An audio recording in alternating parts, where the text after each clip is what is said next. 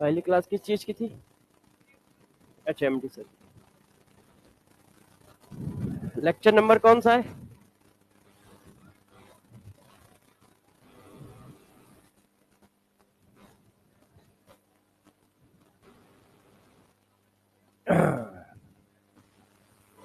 Topic क्या चल रहा है?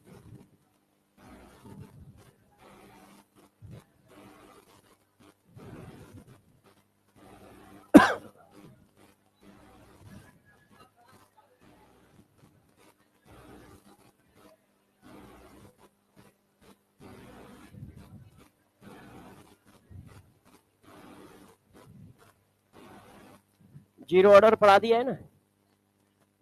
जीरो ऑर्डर में ग्राफ भी पढ़ा दिए। हाफ लाइफ पीरियड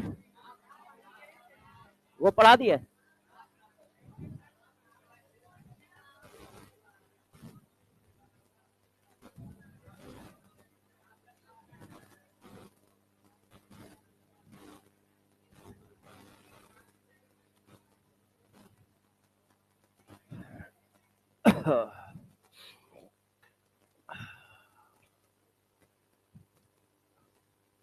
हाँ यार, देखो बच्चों, हम लोग बात करने जा रहे हैं लेक्चर नंबर 3 की। लेक्चर नंबर 3 में हम लोग करने जा रहे हैं जीरो ऑर्डर रिएक्शन की थी। जीरो ऑर्डर रिएक्शन के हम लोगों ने टी हाफ बता दिया था, सिर्फ ग्राफ नहीं बताया जैसा आप लोग कह रहे हो, है ना? ग्राफ बताएंगे, फिर चलेंगे फर्स्ट ऑर्डर पे, और साथ में कुछ क्वेश्चन करा दिए थे। तो अब देखो ग्राफ कैसे कैसे बनेंगे और कौन कौन से ग्राफ आपसे पूछे जा सकते हैं। तो जरा देखो, हेडिंग डाल लो। हाफ लाइफ पीरियड तो पढ़ा दिया था, तो हेडिंग डाल दीजिए graph of zero order reaction. Graph of zero order reaction.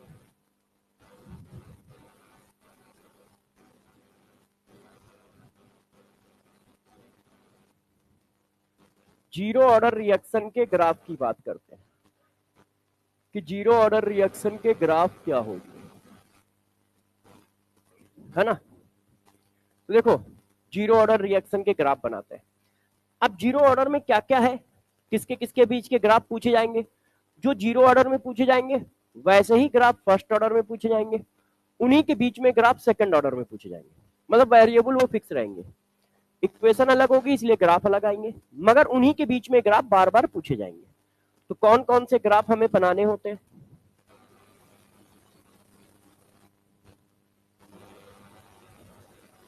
मुझे लग रहा टीचिंग मूड नहीं लगाया क्या अभी तक? अब सही है,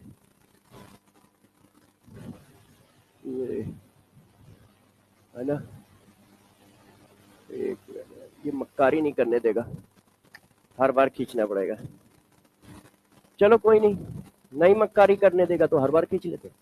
देखो, पहला ग्राफ हम लोग ड्रा करने जा रहे हैं। इधर लिखा है रेट। अच्छा,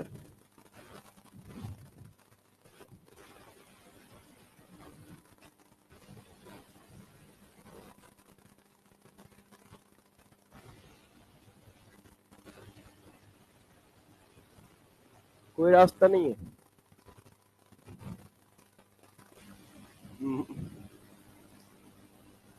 सेलेक्ट नहीं होगा।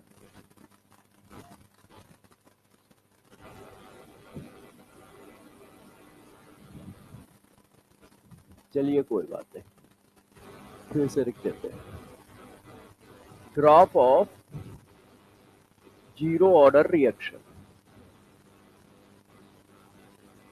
ये देखो, अब जीरो ऑर्डर के रिएक्शन में इधर क्या है? रेट है, और इधर क्या है? कंसंट्रेशन। यदि रेट और कंसंट्रेशन के बीच का ग्राफ पूछा जाए तो देखो, ग्राफ तो तभी निकलेगा जब इक्वेशन पता हो। विदाउट इक्वेशन तो ग्राफ हम बना नहीं पाते। तो रेट की इक्वेशन क्या है? क्योंकि रेट का ग्राफ पूछ रहा है, तो यदि रेट का ग्राफ पूछ रहे हो तो रेट की इक्वेशन बताओ। तो रेट वाली इक्वेशन क्या थी, यदि याद है तो, और नहीं याद है तो याद कर लो, नहीं तो कर नहीं पाओगे। रेट की इक्वेशन ये है ना, रेट इक्वल टू के। अब इसमें कंसंट्रेशन का टर्म है नहीं, तो कंसंट्रेशन की वैल्यू कुछ भी डालो, रेट की वैल्यू फिक्स है कि नहीं? तो इसका मतलब क्या है स्ट्रेट लाइन आएगा पैरेलल टू एक्सिस, और रेट की वैल्यू कितनी है ये। कोई दिक्कत? क्योंकि कंसंट्रेशन का टर्म ही नहीं है, तो कंसंट्रेशन की वैल्यू कुछ भी डालो, रेट की वैल्यू फिक्स है। तो जब रेट की वैल्यू फिक्स है तो स्ट्रेट लाइन आएगा पैरेलल टू एक्सिस, है ना, और रेट की वैल्यू कितनी होगी, के बराबर। अच्छा, अब बच्चों ने कहा और किसका ग्राफ आएगा, तो मैंने कहा और ग्राफ बता देता हूं। देखो ये टी हाफ है और ये ए नॉट है, इनिशियल कंसंट्रेशन। अब इक्वेशन पता होगी तभी ग्राफ बनेगा, तो इक्वेशन तो सारी याद होनी चाहिए। तो बताओ भाई टी हाफ इक्वल टू क्या होता है, ए नॉट डिवाइडेड बाई 2k। तो अब यदि मैं इसको ऐसे लिख लूं तो कोई बच्चा बुरा थोड़ी मानेगा। अब आप इस चीज को देखो, ये हो गया y, ये हो गया x, ये हो गया m, है कि नहीं। तो y equal to m x, इसका मतलब ग्राफ क्या है, ओरिजिन से पास हो रहा है ऐसे, और इसका स्लोप कितना आ रहा है, 1/2k आ रहा है। ये देखिए क्लियर है। तो स्लोप पर भी क्वेश्चन आ सकता है, इसलिए स्लोप याद रखिएगा कितना बनेगा। और वैसे टी हाफ की इक्वेशन याद है तो तुम इतना काम कर लोगे, मगर जिसको इक्वेशन ही नहीं याद है वहां टेंशन है। नहीं तो तुम इक्वेशन याद है तो ग्राफ भी बना लोगे, स्लोप भी निकाल लोगे, क्योंकि ये सबसे सस्ता ग्राफ है। और यदि ये वाला ग्राफ नहीं बना पा रहे हो तो फिजिक्स में फिर करते क्या होगे पता नहीं, क्योंकि वहां के हिसाब से तो ये सबसे सस्ता ग्राफ है ना, वहां तो एक्सपोनेंशियल ग्राफ भी आएंगे।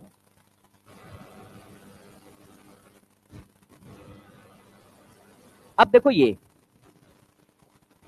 थर्ड नंबर का ग्राफ, ठीक है। अब हम ग्राफ खींच रहे हैं A T versus T, time बढ़ा रहे हैं, तो रिएक्टेंट का कंसंट्रेशन टाइम के साथ कैसे वेरी कर रहा है।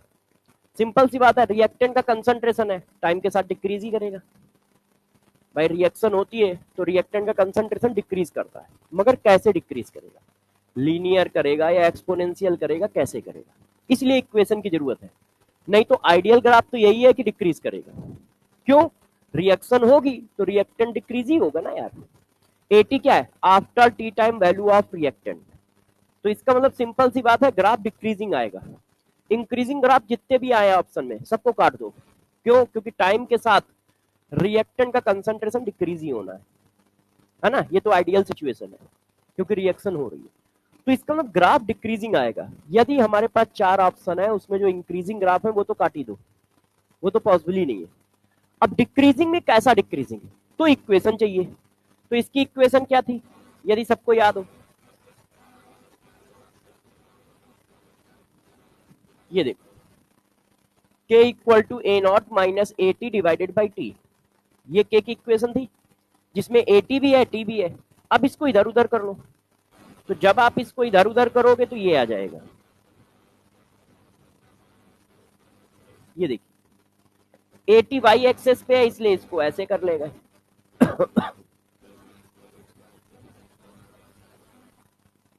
अब जरा कंपेयर करो, तो जब तुम कंपेयर करने गए ये हो गया y, ये हो गया x, ये हो गया m, ये हो गया माइनस साइन, ये हो गया c, तो y equal to minus m x plus c. Check करो, माइनस की जगह माइनस है, t की जगह x है, m की जगह k है, तो निगेटिव स्लोप है, straight line with negative slope. तो straight line with negative slope graph ऐसा होता है।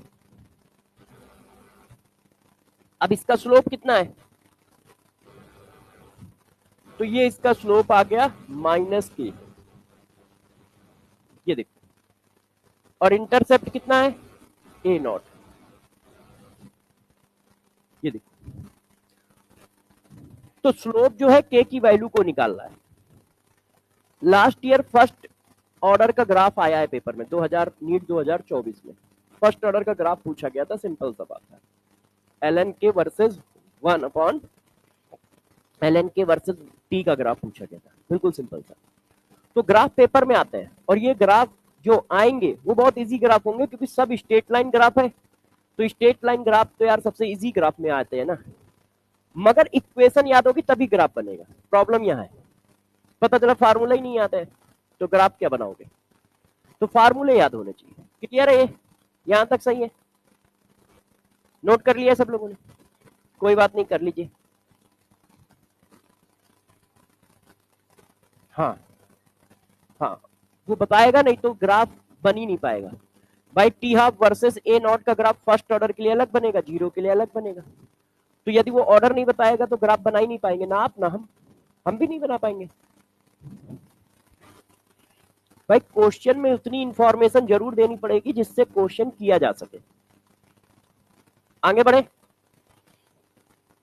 कोई बात नहीं। अब देखो फर्स्ट ऑर्डर, अब देखो आपको क्वेश्चन भी बताता जाऊंगा कहां कहां से आएगा। जीरो ऑर्डर और फर्स्ट ऑर्डर से मिला के एक क्वेश्चन पेपर में आउट है, आएगा ही आएगा, आप चेक कर लो। जीरो ऑर्डर और फर्स्ट ऑर्डर मिला के, जीरो ऑर्डर पढ़ा दिया, फर्स्ट ऑर्डर और पढ़ा देता हूं, दोनों मिला के एक क्वेश्चन पक्का है। एक क्वेश्चन आएगा आर्नियस इक्वेशन से जिसमें एक्टिवेशन एनर्जी है वो वाले से। दो क्वेश्चन जो पेड आते हैं उनकी रेंज ये। अब तीसरा क्वेश्चन आना है तो पूरे चैप्टर में कहीं से आ सकता है, या फिर दो क्वेश्चन आने हैं और दोनों में से एक इस टॉपिक का हो गया तो हो सकता है दूसरा किसी टॉपिक का आ जाए। मगर 99% केसों में दो क्वेश्चन आते हैं, दोनों के टॉपिक लगभग डिफाइन है। जीरो ऑर्डर फर्स्ट ऑर्डर मिला के एक क्वेश्चन और आर्नियस इक्वेशन मिला के एक क्वेश्चन। आप पेपर उठाओ और देखो, आपको मिलेगा ही मिलेगा। तो मैं बताता भी जाऊंगा कि क्या ज्यादा इंपॉर्टेंट है। अब देखिए फर्स्ट ऑर्डर रिएक्शन क्या होती है, अब इस पर बात करते हैं। देखो A equal to P, P हमारा प्रोडक्ट है। Initial value A not, ditto उसी तरह से जैसे हम पहले कर रहे थे, टी इक्वल टू 0 पर। अब देखिए A not minus x, x after t second. Clear है? इसी को क्या कह दिया हमने, एटी। ये बात तो कल भी की है, इसलिए मैंने इस पे ज्यादा टाइम नहीं लिया क्योंकि कल ले लिया था सारा time. Initial value A naught है, टी सेकेंड में एक्स वैल्यू डिसोसिएट हो गई तो बची कितनी, A not minus x. A not minus x को ही हम एटी कह देते हैं after T time value of reactant. अब रेट इक्वेशन लिखो, रेट ला एक्सप्रेशन।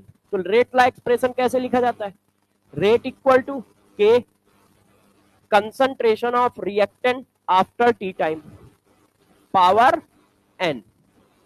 एन क्या है, ऑर्डर ऑफ रिएक्शन। अब हम जिस ऑर्डर की बात करने जा रहे हैं वो क्या है, 1। तो एन की वैल्यू आपने 1 डाल दी। तो जब एन की वैल्यू 1 डाल दी तो देखो ये आ गया। अब देखो ये जो इक्वेशन आई है करिश्मा इक्वेशन, इसको जरा समझो। तुम बड़े हल्के में ले रहे हो कि अच्छा एक इक्वेशन है बात खत्म हो गई, नहीं, ये भारी चीज है, समझिएगा। आपको ये बहुत कुछ बता रहा है। काइनेटिक्स में बच्चों की प्रॉब्लम क्या है बता देता हूँ। बच्चों को जब पढ़ाओ सब समझ में आ जाता है, मगर 15-20 दिन बाद वो कंफ्यूज कहाँ रहते हैं। उनको स्टेटमेंट तो याद है मगर वो जीरो ऑर्डर पे लग रहा है या फर्स्ट ऑर्डर पे लग रहा है ये नहीं ध्यान रहता है। उनको ये तो पता है कि हाँ ये स्टेटमेंट होता है, मगर फर्स्ट ऑर्डर का स्टेटमेंट है या सेकंड ऑर्डर का स्टेटमेंट है या जीरो ऑर्डर का है, इसमें कंफ्यूजन रहता है। जिसकी वजह से वो फर्स्ट ऑर्डर के स्टेटमेंट को जीरो में घुसेड़ देते हैं, जीरो वाले को सेकंड में घुसेड़ देते हैं, तो उनके आंसर मिसमैच हो जाते हैं, गलत होने लगते हैं। तो जरा देखो लास्ट क्लास मतलब कल कल मैंने पढ़ाया कि जीरो ऑर्डर का रेट कैसा होता है, कांस्टेंट पढ़ाया था, उसकी वैल्यू क्या आई थी, और कंसंट्रेशन पे डिपेंड नहीं करता है। अब यहां देखो जस्ट उल्टे है, इक्वेशन क्या आ रही है, रेट इक्वल टू के एटी। पहला पॉइंट तो ये हो गया कि इसका रेट ऑफ रिएक्शन कंसंट्रेशन पे डिपेंड करेगा। इक्वेशन में देखो कंसंट्रेशन का टर्म है, rate of reaction of first order depend upon order, depend upon concentration of reactant. तो देखो पहला डिफरेंशिएट यहीं पे है, उसका रेट कांस्टेंट होता है, कंसंट्रेशन पे डिपेंड नहीं करता। इसका रेट कंसंट्रेशन पे डिपेंड करता है और वेरिएबल होता है। क्यों, टाइम आगे बढ़ेगा तो रिएक्शन आगे जाएगी, रिएक्शन आगे जाएगी तो कंसंट्रेशन डिक्रीज करेगा, क्योंकि आप कोई रिवर्सिबल रिएक्शन थोड़ी पढ़ रहे हो, है ना, डायरेक्शनल रिएक्शन पढ़ रहे हो ना। तो टाइम के साथ साथ क्या होगा, रिएक्टेंट डिक्रीज करेगा, इसकी वैल्यू टाइम के साथ डिक्रीज होगी तो रेट डिक्रीज करेगा। तो फर्स्ट ऑर्डर का रेट वेरिएबल है, कांस्टेंट नहीं है। फर्स्ट ऑर्डर का रेट वेरिएबल होता है और कंसंट्रेशन पे डिपेंड करता है, और जीरो ऑर्डर का जस्ट उल्टा था, जीरो ऑर्डर का रेट कांस्टेंट होता है और कंसंट्रेशन पे डिपेंड नहीं करता। तो यही बातें याद रखनी है, टफ कुछ नहीं होता है, बस डिफरेंशिएट करना है कि हाँ ये किसकी बात है, ये किसकी बात है। और है 4-6 स्टेटमेंट इसमें, 4-6 स्टेटमेंट उसमें। तो फर्स्ट ऑर्डर का रेट कंसंट्रेशन पे डिपेंड करता है और साथ में फर्स्ट ऑर्डर का रेट क्या होता है, वेरिएबल होता है। फर्स्ट ऑर्डर का रेट क्या होता है, वेरिएबल होता है, मतलब टाइम के साथ डिक्रीज करेगा। वेरिएबल है तो कैसा, टाइम के साथ डिक्रीज, क्यों, 80 पे डिपेंड कर रहा है, और टाइम के साथ 80 गिरेगा तो रेट गिरेगा, ये तो कांस्टेंट है पर्टिकुलर रिएक्शन का। तो रेट वेरिएबल है और साथ साथ में टाइम के इनवर्सली प्रोपोर्शनल। जैसे जैसे टाइम बढ़ता जाएगा रेट कम होता जाएगा है। अब जरा देखो वहां तुमने क्या पढ़ा, यहाँ क्या पढ़ रहे हो। तुमने कहा था कि जीरो ऑर्डर की रिएक्शन को खत्म करने में 2 टी हाफ लगते हैं, ध्यान है कि जीरो ऑर्डर की रिएक्शन को 100% खत्म करने में 2 टी हाफ लगते हैं। अब यहां समझो, यदि रिएक्शन फर्स्ट ऑर्डर की है तो 100% रिएक्शन खत्म करने में इनफाइनाइट टाइम लगेगा। अब बच्चों ने कहा सर कैसे, देखो ये लिखा है, जब 80 टेंस टू 0 होगा तो रेट कितना होगा, टेंस टू 0। जैसे जैसे 80 कम होता जाएगा रेट कम होता चला जाएगा, रिएक्शन बहुत बहुत बहुत स्लो होती चली जाएगी, क्योंकि कंसंट्रेशन कम होता जा रहा है। भाई टाइम पास होगा तो रिएक्टेंट की वैल्यू कम होती जाएगी, रेट कम होता जाएगा। यदि रिएक्टेंट टेंस टू 0 हुआ तो रेट भी तो टेंस टू 0 हो जाएगा।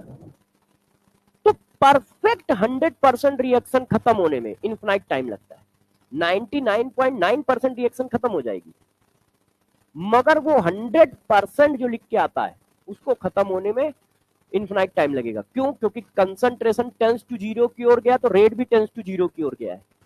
कंसंट्रेशन बचा 10 की पावर -30, तो रेट भी क्या चल रहा है, 10 की पावर -30 चल रहा है, इतना स्लो चल रहा है। इस वजह से कहा जाता है इनफाइनाइट टाइम लगेगा। और जबकि वो क्या था, 2 टी हाफ में खत्म हो रहा था। तो देखो डिफरेंशिएट करो, दोनों के स्टेटमेंट पूरे अलग अलग है, इधर वाला उधर लगाया तो गया क्वेश्चन।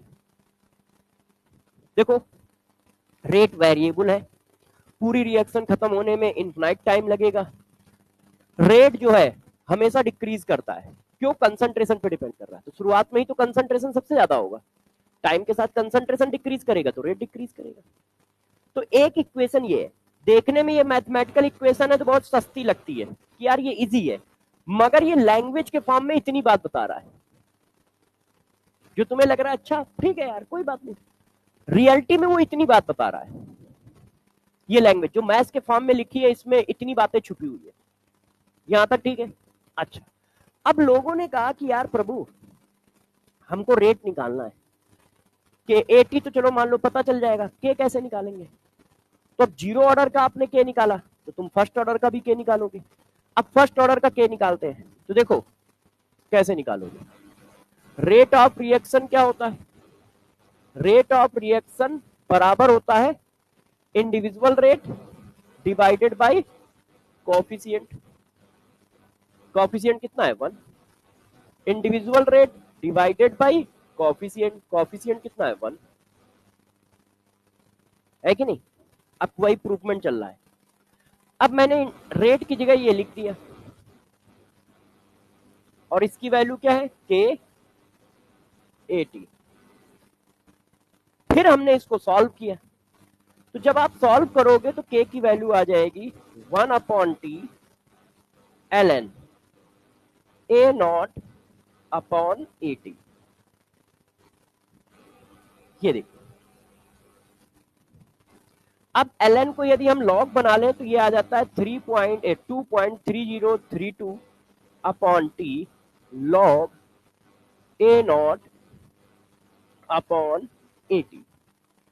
अब इस इक्वेशन के बाद ये इक्वेशन अपने काम की है, बहुत काम की है। बीच का प्रूफमेंट जो है मैंने उसको सॉर्ट कर दिया है ना, कि इसको इधर ले जाओ, फिर लिमिट लगाओ, लिमिट लगा के सॉल्व करो, फिर इक्वेशन आएगी, उससे अपने को लेना देना भी नहीं है, कोई क्वेश्चन आता भी नहीं। तो देखो जरा, के की वैल्यू निकल के आई 1/t ln a0/at। अब ln तो समझ गए, लॉग है। a0 क्या होता है? Initial concentration of reactant. at क्या होता है? After T time concentration of reactant. और t क्या है? वो समय, ये टाइम इंटरवल। ये टाइम इंटरवल कितना है? t तो है, देखो ये टाइम इंटरवल कितना है? t। यहां तक की बात ठीक है। अब आप छाप लो क्योंकि मैं पेज चेंज करूंगा, ठीक है, और कहानी में अब ट्विस्ट आएंगे। तो जरा देखो, फर्स्ट ऑर्डर और जीरो ऑर्डर में डिट्टो अभी तक अपोजिट चल रहा है। वो 2 टी हाफ में खत्म हो जाती पूरी रिएक्शन, ये खत्म ही नहीं होती है, इनफिनाइट टाइम लेती है। हाँ, अच्छा, इस इक्वेशन को देखो, बहुत सिंपल है। अच्छा, ये डिक्रीज करेगा तो ये डिक्रीज करेगा, कंफर्म है। अच्छा, ये डिक्रीज करेगा किसके साथ? टाइम के साथ। टाइम रिएक्शन, टाइम बढ़ेगा तो कंसंट्रेशन डिक्रीज करेगा, क्योंकि रिएक्शन हो रही है। कंसंट्रेशन डिक्रीज करेगा तो रेट डिक्रीज करेगा, तो वही तो लिखा है। जैसे जैसे टाइम बढ़ता चला जाएगा तो एटी की वैल्यू कम होती जाएगी, एटी की वैल्यू कम होती जाएगी तो रेट कम होता जाएगा। एटी की वैल्यू टेंस टू जीरो हो गई तो रेट भी टेंस टू जीरो हो गया। चाहो तो इस जगह पे एक और बात लिख लो, बात एक ही है ये, मगर वो विजुअल था तो मैंने लिखा नहीं। ये देखो कि जैसे कंसंट्रेशन जितना कम, रेट उतना कम। अब जरा देखो यार, फर्स्ट ऑर्डर के केस में एक क्वेश्चन आउट है पेपर में, जीरो और फर्स्ट के बीच का, ठीक है, आएगा भी वही जो पढ़ा रहा हूं, सब कुछ आउट है। कर पाओगे कि नहीं ये तुम्हारी जिम्मेदारी है, ये मैं बता दे रहा हूं कि आएगा ही नहीं में से, अलग नहीं आएगा कि नहीं ऐसा कुछ आ जाए जो तुम्हें पढ़ाया ना गया, पॉसिबल नहीं है। मगर कर पाओगे कि नहीं ये तुम्हारी जिम्मेदारी, क्योंकि ये बात तुम्हें कितनी देर तक याद रहेंगी ये पता नहीं है। ये सब रिवीजन मांगेंगी, मेहनत मांगेंगी, और वो आप कितनी कर पाते हो ये आपके ऊपर डिपेंड करता है। अब जरा देखो यार बच्चों, अब थोड़ा खेलते हैं, यहां तक ठीक है। अब मैं थोड़ा आगे चलता हूं, छाप लो, छाप रहे हो, कर लो, कोई बात नहीं है। अब जरा देखो यार, ये जो इक्वेशन लिखी है आंखों का धोखा है। हम कहते हैं फर्स्ट ऑर्डर की इक्वेशन बताओ, तो बच्चा कहता है k equal to 1/t ln a0/at, है ना, ये आंखों का धोखा है। इसमें थोड़ी मन की आंखों की जरूरत पड़ेगी। कैसे पड़ेगी अभी बताता हूं। हमको लगता है ये टाइम लिखा है ना, नहीं, ये इंटरवल लिखा है, टाइम इंटरवल, कि कितना समय लगा इस कंसंट्रेशन में पहुंचने में, जो समय लगा है। अब प्रॉब्लम ये होती है कि पहला है जीरो, तो टी माइनस जीरो टी दिखता है, तो हमें लगता है कि ये टी सेकंड है, मगर ये टाइम इंटरवल है, किसके बीच का? इनिशियल और टी टाइम का, इनिशियल और टी टाइम का। ये कैसे काम करता है अभी मैं कराता हूं, देखो अगले पेज पे चलो बच्चों। अब देखिएगा, मैं यदि इसको ऐसे लिखूं तो किसी बच्चे को बुरा नहीं लगेगा, उसी तरह से कर रहा हूं जो पहले था, A naught zero t equal to zero पे, क्लियर। अब देखो टी सेकंड हो गए, t1 सेकंड हो गए, तो इसकी वैल्यू कितनी बची? at1, है ना, ये कितना बना? x1। बुरा लगने वाली बात तो नहीं है। अच्छा, हम थोड़ा और आगे निकल गए, जैसे मान लो 10 सेकंड हो गए, अब हम 15 सेकंड पे पहुंच गए, t2 सेकंड हो गए, अब इसकी वैल्यू कितनी बची? at2। इसकी वैल्यू सपोज करो डिसोसिएट हो गई, x2। क्लियर है? अब जरा देखना बच्चों, गौर समझिएगा, अब वो क्वेश्चन में कहां कहां से फंसा सकता है। यदि वो कहता है कि इनिशियल कंसंट्रेशन इतना है और 10 सेकंड बाद रिएक्टेंट का कंसंट्रेशन इतना है, तो आप रेट कांस्टेंट की वैल्यू निकालो। तो इसका मतलब वो इस सिचुएशन की वैल्यू दे रहा है कि इनिशियल कंसंट्रेशन ऑफ रिएक्टेंट इतना है, 10 सेकंड बाद रिएक्टेंट का कंसंट्रेशन इतना है, तो के की वैल्यू निकालो। तो तुमने ये इंटरवल ऑफ टाइम सेलेक्ट किया है, तो के की इक्वेशन ये आई, देखना। अब गौर से ध्यान रखो, यहां टाइम इंटरवल लिखा जाता है, जब जीरो से स्टार्ट करते हैं तो टाइम इंटरवल क्या आएगा, T1 minus zero equal to T1। तो बच्चों को लगता है हम एब्सोल्यूट वैल्यू लिख रहे हैं, आप क्या लिख रहे होते हो, टाइम इंटरवल। तो टाइम इंटरवल कितना हुआ, T1 ln। अब इस टाइम इंटरवल का इनिशियल कौन है, ये, और इस टाइम इंटरवल का फाइनल कौन है, ये। तो आपने लिखा इनिशियल अपॉन फाइनल, फार्मूला ये है। आप जिस टाइम इंटरवल को सेलेक्ट करोगे उसी टाइम इंटरवल के रिस्पेक्ट में इनिशियल और फाइनल लोगे। इस टाइम इंटरवल को सेलेक्ट किया, इस टाइम इंटरवल का इनिशियल ये, इस टाइम इंटरवल का फाइनल ये। आपने यहाँ T1 लिखा है, T2 नहीं लिखा है। यदि T2 लिखते तो यहां से यहां तक का सेलेक्ट कर रहे हो, और यहां से यहां तक का सेलेक्ट करते तो इनिशियल ये, फाइनल ये, और समय होता T2 माइनस जीरो। क्लियर है? अच्छा, अब क्वेश्चन क्या होगा, तुमसे ऐसे भी घूमेगा, वो t इक्वल टू जीरो पे इक्वेशन ही नहीं देगा, वो ऐसे कहेगा 10 सेकंड बाद पता चला कि रिएक्टेंट का कंसंट्रेशन, ठीक है, 0.8 मोल पर लीटर है। 15 सेकंड बाद पता चला कि रिएक्टेंट का कंसंट्रेशन 0.5 मोल पर लीटर है। तो के बताओ, अब t इक्वल टू जीरो की वैल्यू है नहीं, अब वो कह रहा है के बताओ, मगर t इक्वल टू जीरो की वैल्यू दी है नहीं। उसने t1 सेकंड पे आपको रिएक्टेंट का कंसंट्रेशन दिया है, फिर T2 सेकंड पे रिएक्टेंट का कंसंट्रेशन दिया है, और कह रहा है के बताओ। तो तुम्हें लगेगा t इक्वल टू जीरो की वैल्यू मिसिंग है, क्योंकि इस फार्मूले को तुम अच्छे से जानते नहीं हो। इस फार्मूले में कहा गया है कि जो टाइम इंटरवल लोगे उसी के रिस्पेक्ट में इनिशियल और फाइनल लोगे। आपने कौन सा टाइम इंटरवल ये ली, तो इसके रिस्पेक्ट में इनिशियल कौन, ये, फाइनल कौन, ये। तो अब ये इक्वेशन ऐसी आएगी, टाइम इंटरवल क्या होगा, T2 माइनस T1 ln। अब बच्चों को लग रहा है ये कोई अलग इक्वेशन है, नहीं, हमने पहले वाली इक्वेशन को गलत समझा था। बात समझ पाए? तो इस इक्वेशन पर भी बेस्ड क्वेश्चन आएगा। इस इक्वेशन पर बेस्ड क्वेश्चन तो आप करते ही रहते हो। इस इक्वेशन पर भी बेस्ड क्वेश्चन आएगा कि k equal to 1 upon T2 minus T1 ln a T1 upon a T2। इसको बनाया कैसे जाता है, फिर से समझ लो। जिस टाइम इंटरवल को सेलेक्ट करोगे उसी टाइम इंटरवल का इनिशियल और final. General equation of K क्या है, k equal to 1 upon time interval ln उस टाइम इंटरवल का इनिशियल ऊपर डालना है a नॉट, और उस टाइम इंटरवल का फाइनल नीचे डालना है at। अब वो क्वेश्चन जब घुमाएगा तो यहां से यहां वैल्यू पहुंचा देगा। पेपर में ऐसे क्वेश्चन मिलेंगे, ठीक है, बुकों में भी मिलेंगे, पेपर में मिलेंगे, सब जगह मिलेंगे, पीवाईक्यू भी मिलेंगे। तो क्या हुआ, यदि कोई कहता है कि यार 10 सेकंड में रिएक्टेंट का कंसंट्रेशन इतना है, अगले 15 सेकंड में रिएक्टेंट का कंसंट्रेशन इतना है, तो के बताओ, तो हम ये लगा देंगे, क्योंकि हमें क्या है, फार्मूले में यहाँ टाइम इंटरवल रखना है, उस टाइम इंटरवल का इनिशियल यहाँ, उस टाइम इंटरवल का फाइनल यहाँ रखना है। क्लियर है, समझ पा रहे हो? हाँ हाँ, कुछ भी पूछ ले, क्या दिक्कत है, अपने को उसी के रिस्पेक्ट में वैल्यू सेट कर देनी। हाँ वेरी गुड, बिल्कुल सही कह रहे हो, ऐसे ही करेंगे। अच्छा अब देखना, कभी कभी वो और बदमाशी करता है। देखो थ्योरी तो उतनी है, घुमाएगा तो वहीं कहीं घुमाएगा। अब जरा देखिए, आपको एक और इक्वेशन बना रहा हूं, इसी इक्वेशन को थोड़ा आगे बढ़ाता हूं। यदि आप लोग कहे तो देखना, यदि मैं कहता हूं कि T1 सेकंड में रेट R1 है, फर्स्ट ऑर्डर की बात चल रही है, T1 सेकंड में रेट कितना है, R1, इसकी वैल्यू कितनी होगी, K A T1। भाई रेट क्या है, K इंटू T1, तो T1 सेकंड में कंसंट्रेशन कितना है, A T1, रेट R1 हो गया कंसंट्रेशन में। अच्छा T2 सेकंड में रेट कितना माने मान लिया, R2, सही है। यदि रिएक्शन सेम है तो क्या के चेंज होगा, के चेंज होगा नहीं, एक पर्टिकुलर रिएक्शन का एक पर्टिकुलर के होता है।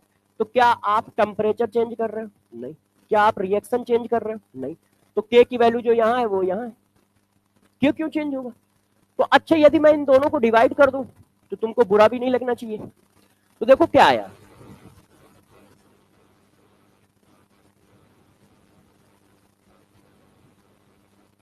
सही है।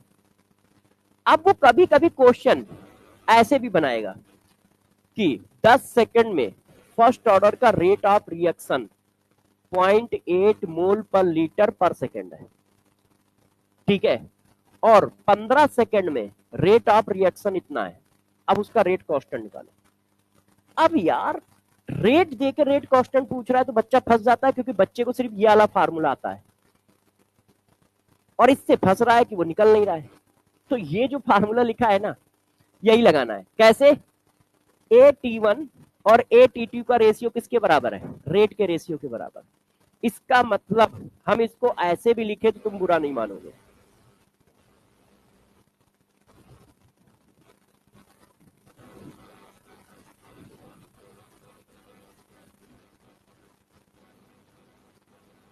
है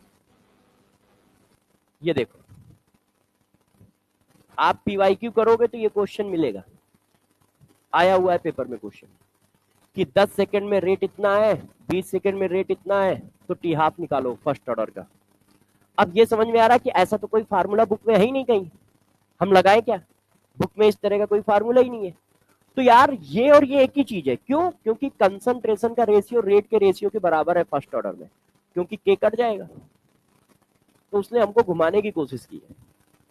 तो बात समझते जा रहे हो कि यदि रेट की इंफॉर्मेशन दे तो यही वाला फार्मूला यूज करना है कि T1 सेकंड में रेट कितना है R1, T2 सेकंड में रेट कितना है R2।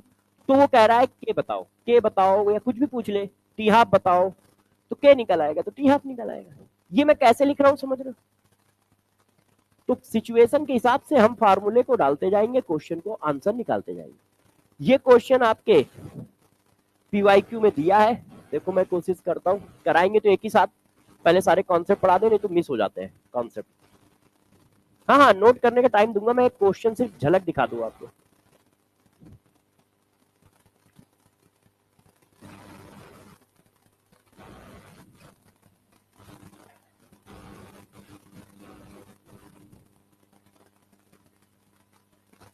हाँ हाँ, बिल्कुल आ सकता है।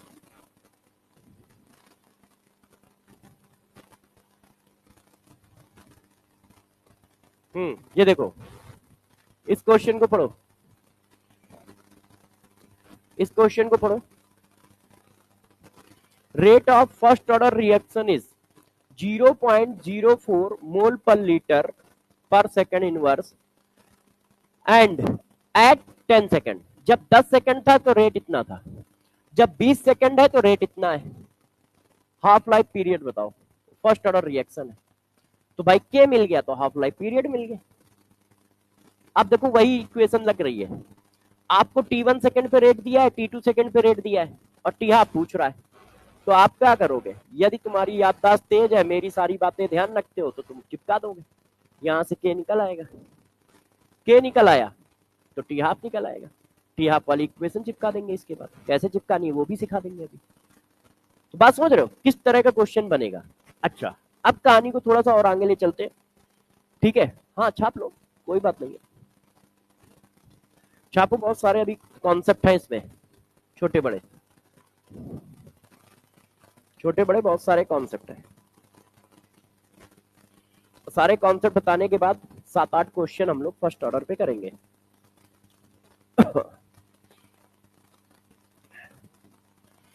बात समझ तो पा रहे हो कौन सी चीज कैसे लिख रहा हूं? कि हाँ भाई ये कैसे लिख दिया, फिर मैंने ये कैसे लिख दिया। छापो फिर कि T1 सेकंड पे रेट R1 है, T2 सेकंड पे रेट R2 है, तो के की इक्वेशन क्या बनेगी?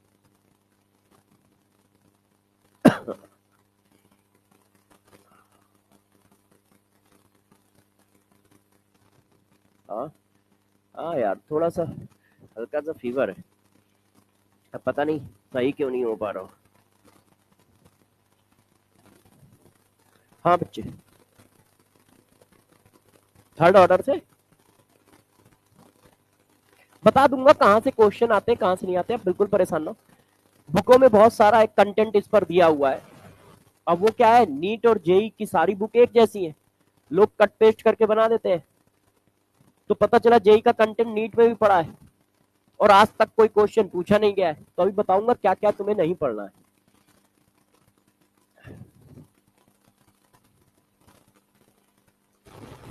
छप गया? अच्छा देखो, अब आपको एक और बात बताते हैं। देखो, यदि तुमसे कहीं ऐसा कहा जाए, देखो बच्चों, तुमसे कोई ये कह रहा है कि x% रिएक्शन 20 सेकंड में खत्म होती है, तो y% रिएक्शन कितने सेकंड में खत्म होगी, मतलब कुछ ऐसा। 90% रिएक्शन खत्म होने में 10 मिनट लगते हैं, तो 99.9% रिएक्शन खत्म होने में कितना समय लगेगा? 40% रिएक्शन खत्म होने में 40 सेकंड लगते हैं, तो 15% रिएक्शन खत्म होने में कितना समय लगेगा?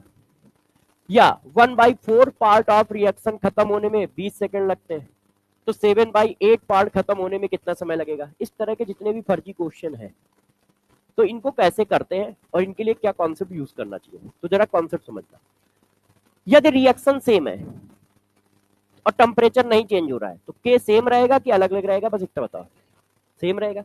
के सिर्फ किस पर डिपेंड करता है? टेम्परेचर पर और nature of reaction. Reaction change करोगे तो चेंज होगा, तो रिएक्शन इसमें कहां चेंज हो रही है? वो तो बस ये कह रहा है कि 20% रिएक्शन खत्म होने में इतना समय लगता है, तो 80% रिएक्शन खत्म होने में कितना समय लगेगा? इसमें कहीं रिएक्शन तो चेंज ही नहीं हो रही है और ना टेम्परेचर चेंज हो रहा है।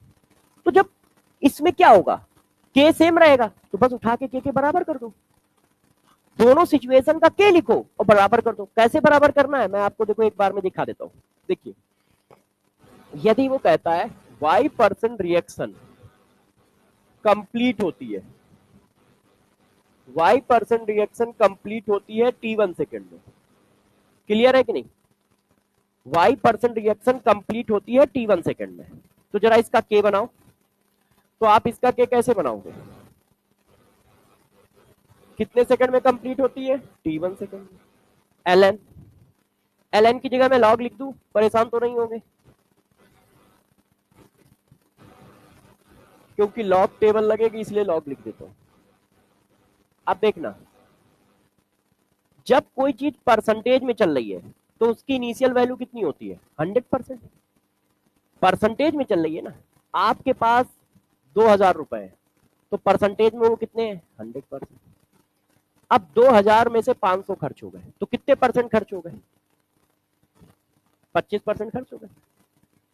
25%, है ना? 2,000 में से 500 खर्च हुए, तो 25% खर्च हो गए। तो जब परसेंटेज में चलता है तो इनिशियल वैल्यू हमेशा कितनी होती है? 100%, है कि नहीं? तो जब भी कोई क्वेश्चन परसेंटेज में चल रहा हो तो इनिशियल वैल्यू कितनी रखोगे? 100। तो यार इनिशियल वैल्यू हो गई 100। अब जरा बताना, नीचे क्या रखा जाता है? After T time value. x% reaction खत्म हो गई तो बची कितनी? 100 माइनस एक्स। क्यों? 80 क्या है? आफ्टर टी टाइम कंसंट्रेशन, बचा हुआ कंसंट्रेशन।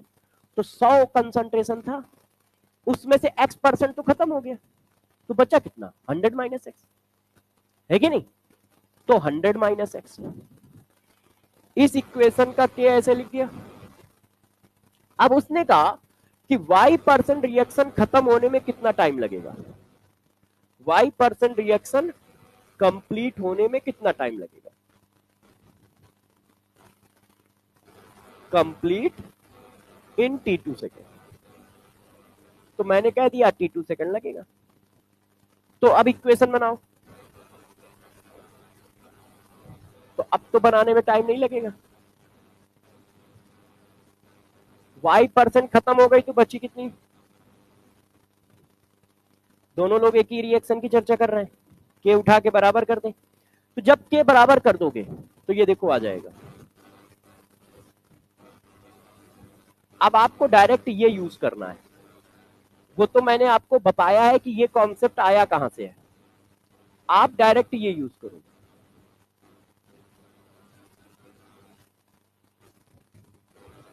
हम लोग डायरेक्ट ये यूज करेंगे, दोनों के बराबर कर दिए, 2.3032 2.3032 कट गया, है कि नहीं? तो 1/T1 log 100/100 minus X, 1/T2 log 100/100 minus Y. X percent reaction खत्म हो गई तो बची कितनी? 100 माइनस एक्स।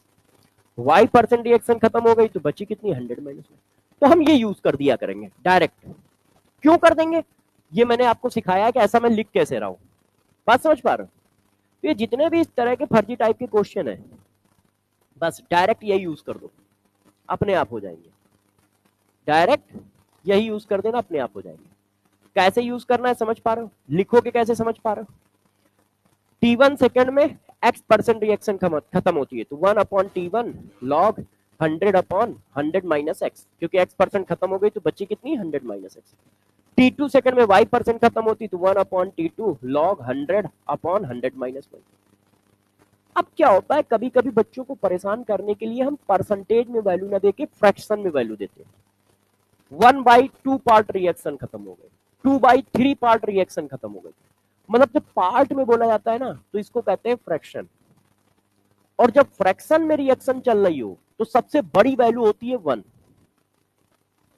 परसेंटेज की सबसे बड़ी वैल्यू 100, फ्रैक्शन की सबसे बड़ी वैल्यू 1। तो जब परसेंटेज में क्वेश्चन ना चल के फ्रैक्शन में चले तो बस 100 की जगह 1 डाल दो।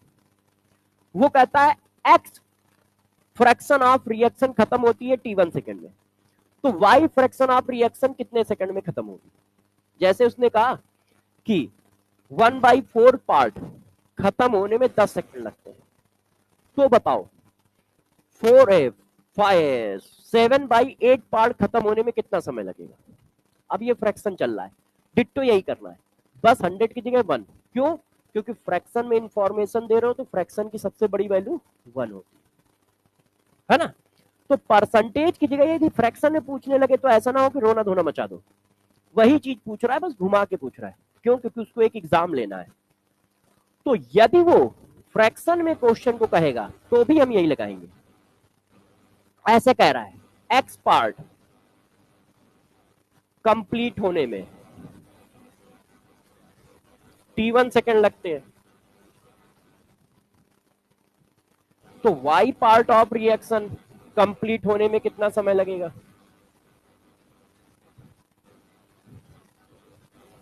तो भी आप डिट्टो इसी तरह से कर दोगे, बस 100 की जगह क्या लिख दोगे? 1, क्योंकि फ्रैक्शन की बात चल रही है।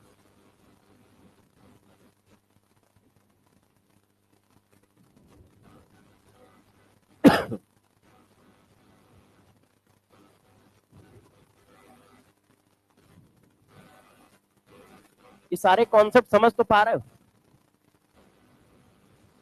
ये बुक में मिलेंगे नहीं, तो अच्छे समझते चलो, ठीक है?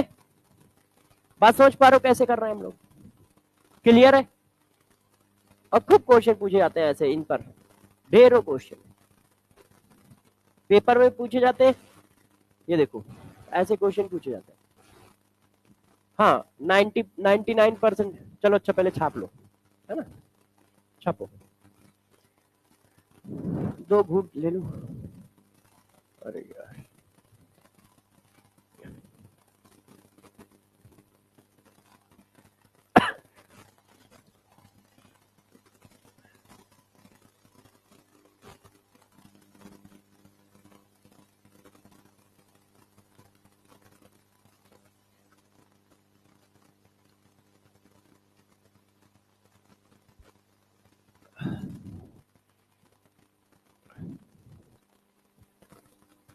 समझ पा रहे हो सब लोग? क्योंकि अब 5-7 मिनट में सारे कॉन्सेप्ट खत्म हो जाएंगे, हम क्वेश्चन पे आ जाएंगे, फिर लगातार क्वेश्चन करने हैं। छप गया है? कोई बात नहीं, छापे रहो, हम अगले पेज पे जा नहीं रहे। अच्छा देखो, एक होता है हाफ लाइफ पीरियड,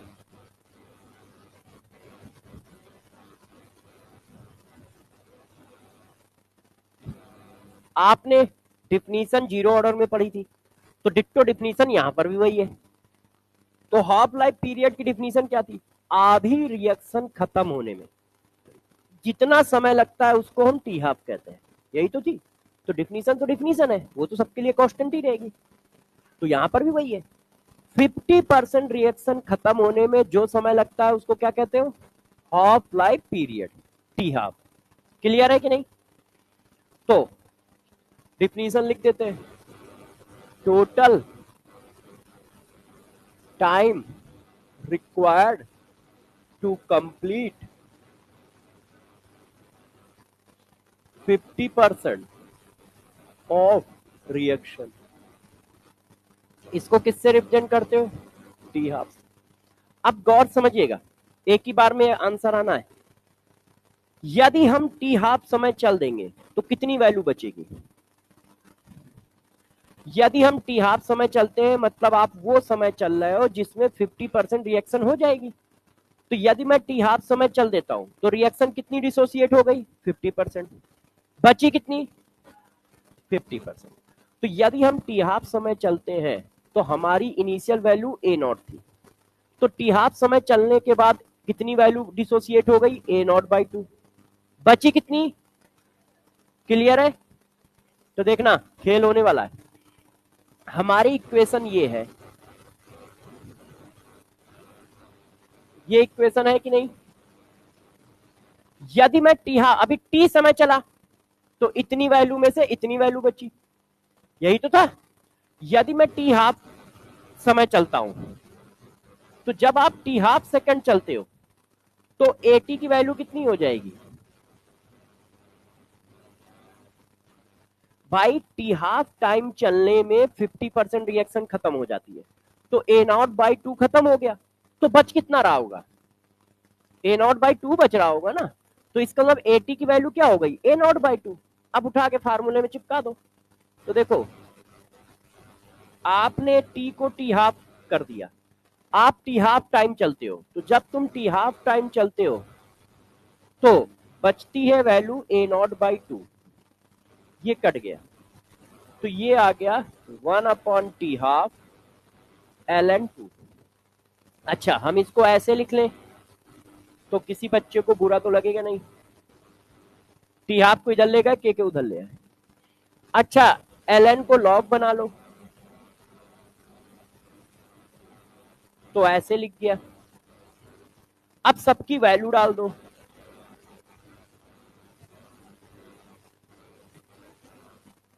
ये देखिए, तो टी हाफ का फार्मूला आ गया फर्स्ट ऑर्डर का। अब गौर से सुन दो, फर्स्ट ऑर्डर का टी हाफ जीरो ऑर्डर के टी हाफ में डिफरेंस चेक करो। जीरो ऑर्डर के टी हाफ में ए नॉट था, यहां देखो ए नॉट नहीं है, वहां पर क्या है, रिएक्टेंट ज्यादा लोगे तो टी हाफ ज्यादा होगा, रिएक्टेंट ज्यादा है तो आधी रिएक्शन होने में समय ज्यादा लग रहा था, है रिएक्टेंट ज्यादा तो आधी रिएक्शन होने में समय ज्यादा लग रहा था क्योंकि रेट कांस्टेंट था। अब यहां देखो टी हाफ फिक्स है, आप कुछ भी इनिशियल वैल्यू लो वो आधा डिसोसिएट करने में हमेशा कांस्टेंट समय लेगा। 1 ग्राम लोगे तो भी वो 10 सेकंड लेगा, और 1 लाख ग्राम लोगे तो भी वो 10 सेकंड लेगा, 1 करोड़ लोगे तो भी वो 10 सेकंड। क्यों? क्योंकि टी हाफ में ए नॉट का टाइम नहीं है। मगर ऐसा करता क्यों है? क्योंकि जब तुम कंसंट्रेशन बढ़ाते हो, देखना मुन्ना, ज्यादा कंसंट्रेशन लोगे तो ज्यादा रेट होगा। यदि तुम रिएक्टेंट ज्यादा लेते हो ना तो अपनी स्पीड बढ़ा देता है, मगर आधा डिसोसिएट करने का टाइम फिक्स रखता है फर्स्ट ऑर्डर।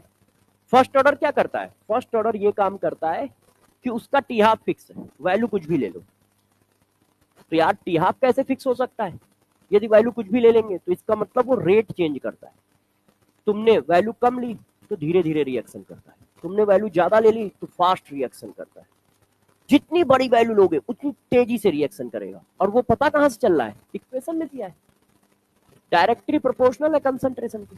तुम कंसंट्रेशन ज्यादा लोगे तो रेट भी ज्यादा होगा, मगर 50% डिके करने का समय फिक्स है, 50% रिएक्शन खत्म होने का समय फिक्स है, उसमें वेरिएबल टर्म ही नहीं है, के भी कांस्टेंट होता है और नंबर भी कांस्टेंट होता है, कोई वेरिएबल टर्म ही नहीं है।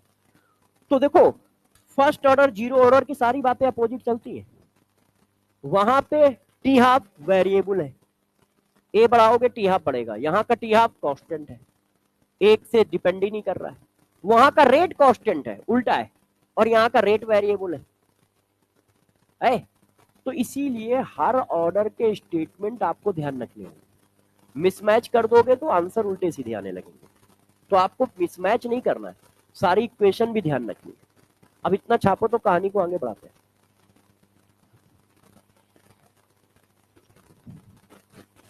ये अच्छा देखो, जब तुम टी हाफ समय ले लोगे तो हमारे पास कितनी वैल्यू बचेगी, ए नॉट बाई टू।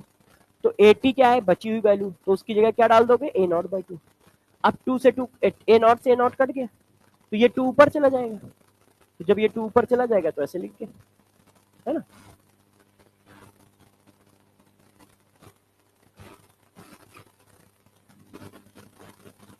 एक मिनट तुम्हारी बात सुन लो, क्या कह रहे हो, लॉग लॉग यहाँ लिखा है तो वन कैसे, कहाँ वन, यहाँ, अच्छा इसको यहाँ लिखो, इसको यहाँ लिखो, तो 2.303 इधर 2.6 तो काट दोगे, है ना। तो मैंने आपको कैलकुलेशन थोड़ी इजी करके दी है, जैसे आप धड़ से क्वेश्चन में लगाओ आंसर पाओ तो तुम्हारा टाइम सेव हो। हाँ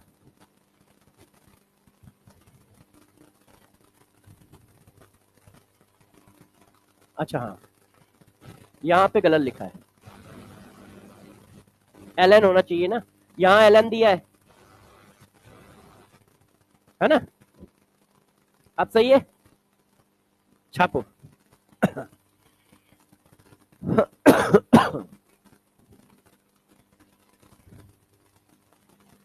समझ तो पा रहे हो, वैसे बता ही क्या रहा हूं, है ना, छोटी छोटी छोटी छोटी छोटी छोटी बातें बता रहा हूं, और बता ही क्या रहा हूं, कुछ ऐसा तो बता ही नहीं रहा, है ना। टहल टहल के धीरे धीरे बस हो गया खत्म। हल्ला देखो तब मचेगा जब आपको चीज बड़ी समझ में आए, है ही नहीं बड़ी, फर्जी चीजें है, बस धीरे से खिसका देना तुम्हें। अब बस तुम्हें याद रखना है, बच्चों के लिए टफ क्या है, याद रखना कि मैंने तो 10 स्टेटमेंट एक दिन में पास कर दिए, उसको याद रखना। हाँ बेटे, लॉग 2 की वैल्यू रखोगे 0.3010, बता दूंगा अभी, यहां तक पहुंचो तो सही। अब देखो यार बच्चों, इतना छप गया, कोई नहीं, छाप लो। अब देखिए, अब आपको बताता हूं, आपने कहा कि यार टाइम के साथ रेट घटता है, इसका मतलब 50% रिएक्शन होने का टाइम अलग होगा, 75% रिएक्शन होने का टाइम अलग होगा, 100% रिएक्शन होने का टाइम अलग होगा। 100% रिएक्शन होने का टाइम क्या है, इनफिनाइट। तो अब इस चीज को थोड़ा सा रिलेशन में ले चलते हैं, अगले पेज पे चले। देखो ये रिलेशन आपके काम आएंगे, और इन रिलेशन को यदि निकालना हो तो आप 2 मिनट में निकाल लोगे। देखिए गौर से समझिएगा, 75% रिएक्शन खत्म होने में जो टाइम लगता है वो 50% रिएक्शन खत्म होने के टाइम का दुगना लगता है। एक मिनट, अरे प्रभु हम भी सुन लो, बड़ी मुश्किल में याद याद करके आए, सुना तो लेने दो हमें, है भूल जाऊंगा अभी, समझ नहीं रहे मेहनत खराब चली जाएगी। तो देखो 75% रिएक्शन खत्म होने में जो समय लगेगा वो 50% रिएक्शन का दुगना लगेगा, ये आप दिमाग में भी रखिएगा। और किसी ने कहा सर कैसे आया, पढ़ा तो दिया है, लो लगाओ इसमें। देखो टाइम कितना हुआ, टी हाफ, टी हाफ समय में कितनी खत्म होती है, 50%, तो 50% टी हाफ, 50% खत्म हो गया तो बचा कितना, 50%।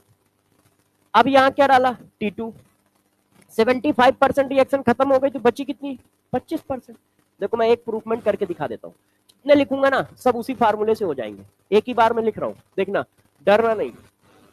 हमने टी हाफ टाइम चला तो भाई 50% रिएक्शन खत्म हो गई तो बची कितनी, 50%, डायरेक्ट लिख रहा हूँ, बुरा तो नहीं मानना है कोई, समझ तो पा रहा है। अच्छा अब मुझे T75 निकालना है, यार सुबह से कौन फोन करने लगता है। ये देखो अब 75% रिएक्शन खत्म हो गई तो बची कितनी, 25%। आप कट्टम काट खेलो।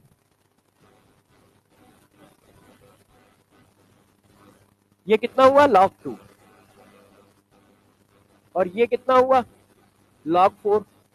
अच्छा log 4 को ऐसा लिख दूंगा तो बुरा तो मानोगे नहीं।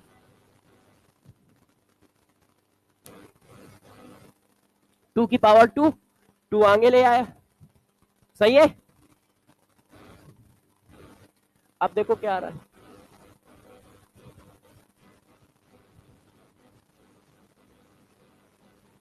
आ रहा है,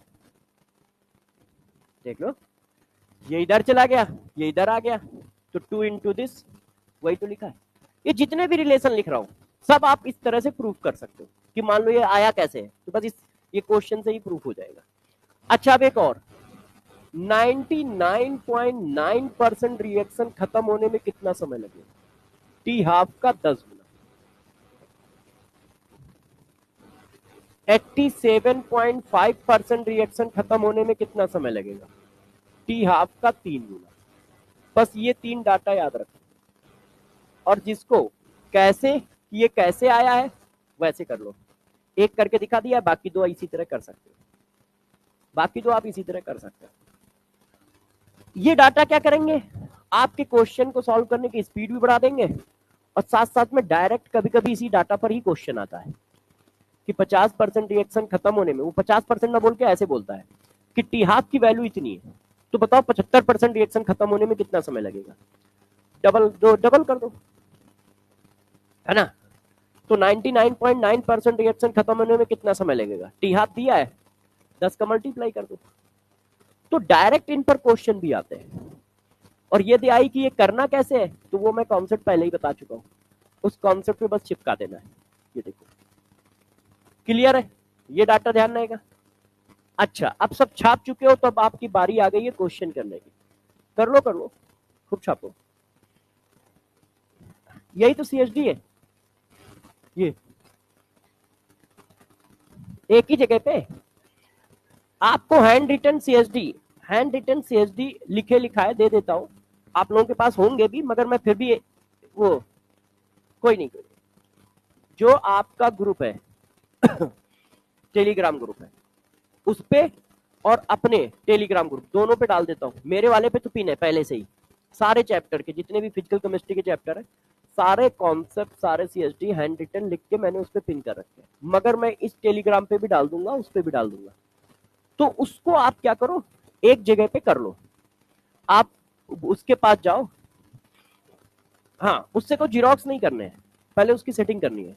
सेटिंग क्या करनी है, वो A4 साइज के पेज में, हमारे 4 पेज A4 साइज के एक पेज में कर देते हैं, फिर प्रिंट कराओ तो क्या होगा, आपके कम लगेंगे, 8 पेज एक पेज में आ जाएंगे। मान लो दिखने में थोड़ा दिक्कत हो कि नहीं यार थोड़ा ज्यादा छोटा हो रहा है, तो उससे कह दो कि 2 पेज एक पेज में कर दो।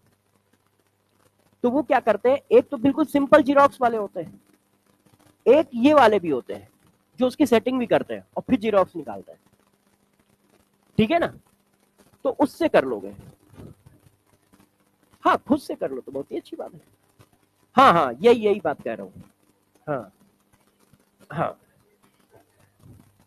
हाँ यही कह रहा हूँ, इससे क्या होगा। हाँ ये मंजली तो बैच है, सही है।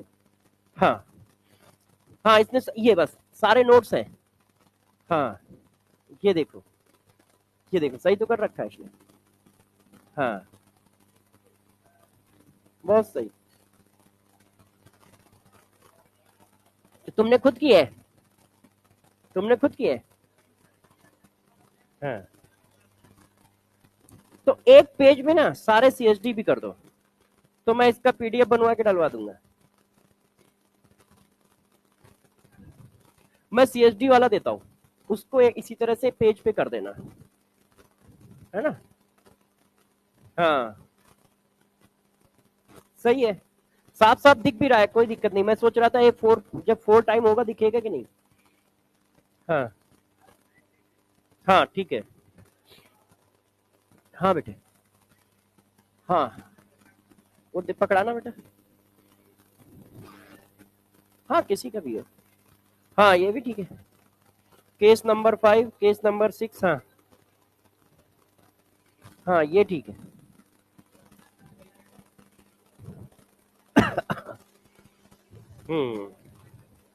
आप लोग छापो।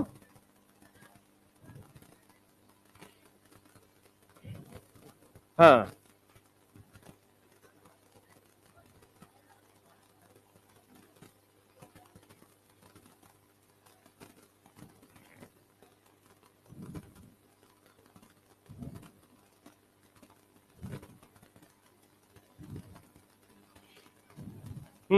सही है, ऐसे ही बना लो क्योंकि रिवीजन भी करना होगा। हाँ ऐसे कर लो, सही है। अब देखो, हाँ भाई, अब जल्दी जल्दी सब लोग करो, सब लोग। हाँ, जीरो ऑर्डर में, एक मिनट, जीरो ऑर्डर में 100% का निकालना है। हाँ, उसमें क्यों नहीं निकाले, उसमें उसकी जरूरत पड़ेगी नहीं क्योंकि वो कांस्टेंट स्पीड से चल रही है ना, तो उसमें वो 50% पूछता है या 100% पूछता है, और कुछ नहीं पूछता है, इसमें पूछता है। हाँ भाई, करके दो।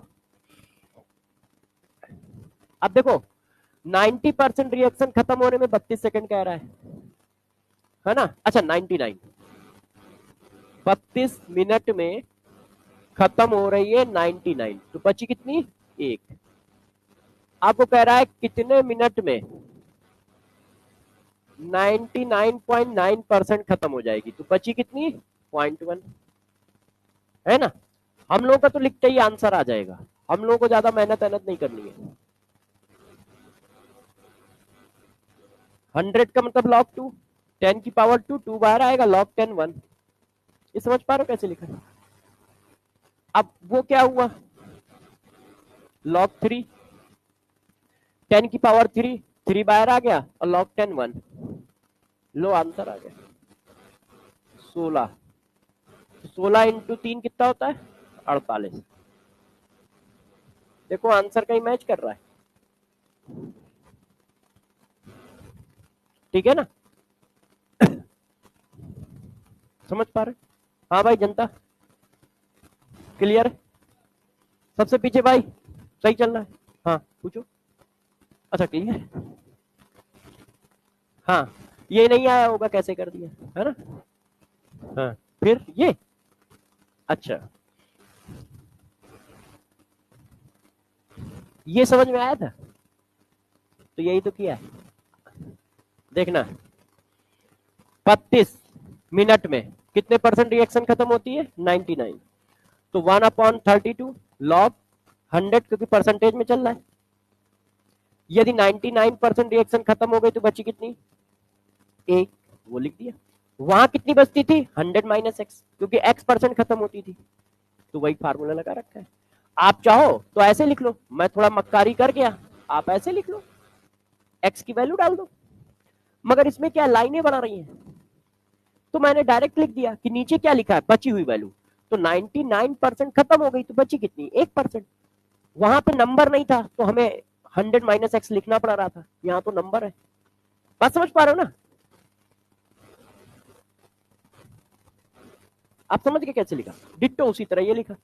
वो कह रहा है कि बताओ 99.9% कितने समय में खत्म होगा, मैंने मान लिया टी में, तो 1/t लॉग 100, 99.9% खत्म हो गई तो बची कितनी, 0.1।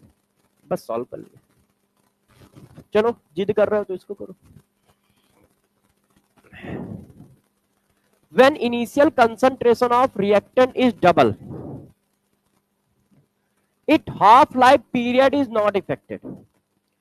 अब देखो, इनिशियल कंसंट्रेशन को डबल कर रहा हूं मगर हाफ लाइफ में कोई चेंज नहीं आ रहा है, तो ये कौन सा ऑर्डर है, फर्स्ट। फर्स्ट ऑर्डर का टी हाफ ए नॉट पे डिपेंड ही नहीं करता है कि नहीं, अभी तो आपने पढ़ा है। बात समझ पा रहे हो ना कि फर्स्ट ऑर्डर का टी हाफ ए नॉट पे डिपेंड ही नहीं करता है।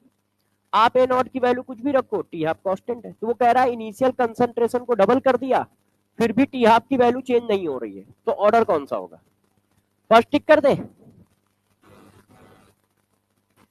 है। और ये तुम्हारे पेपर में क्वेश्चन आया है, इसको कर लो।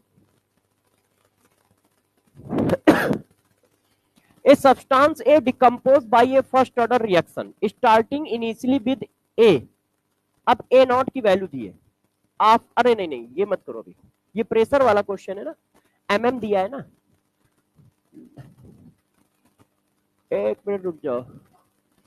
यदि वो एमएम दिया है तो पहले वाला इतना एंड आफ्टर इतना इन बिकम इतने हम, अरे नहीं यार ये फर्जीपना इसने फैला दिया है, ये एमएम नहीं है, ये मिनट होगा, MIN होगा और इसने जोड़ दिया है।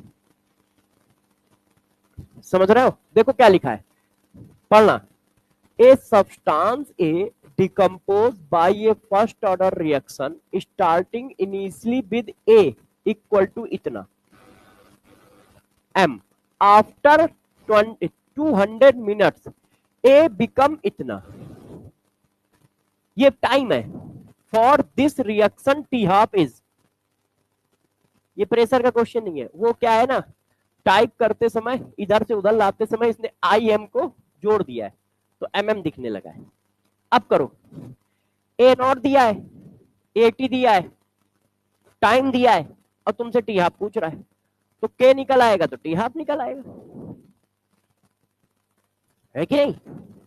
बताओ, आपको ए नॉट दिया है, ये AT दिया है कि 200 मिनट के बाद, 200 मिनट के बाद ए इसकी वैल्यू कितनी होगी, इतनी होगी। अब वो पूछ रहा है कि भाई जरा टी हाफ बता दो, तो के मिल गया तो टी हाफ मिल गया, तो आप छाप डालो। देखो हमारी इक्वेशन ये है, ध्यान दीजिए, इधर ध्यान दो सब लोग, ये है कि नहीं? अब हमें के तो निकालना नहीं, टी हाफ निकालना है, तो मैं डायरेक्ट लिख दूं, डरोगे तो नहीं? देखो के की जगह मैंने ये डाल दिया,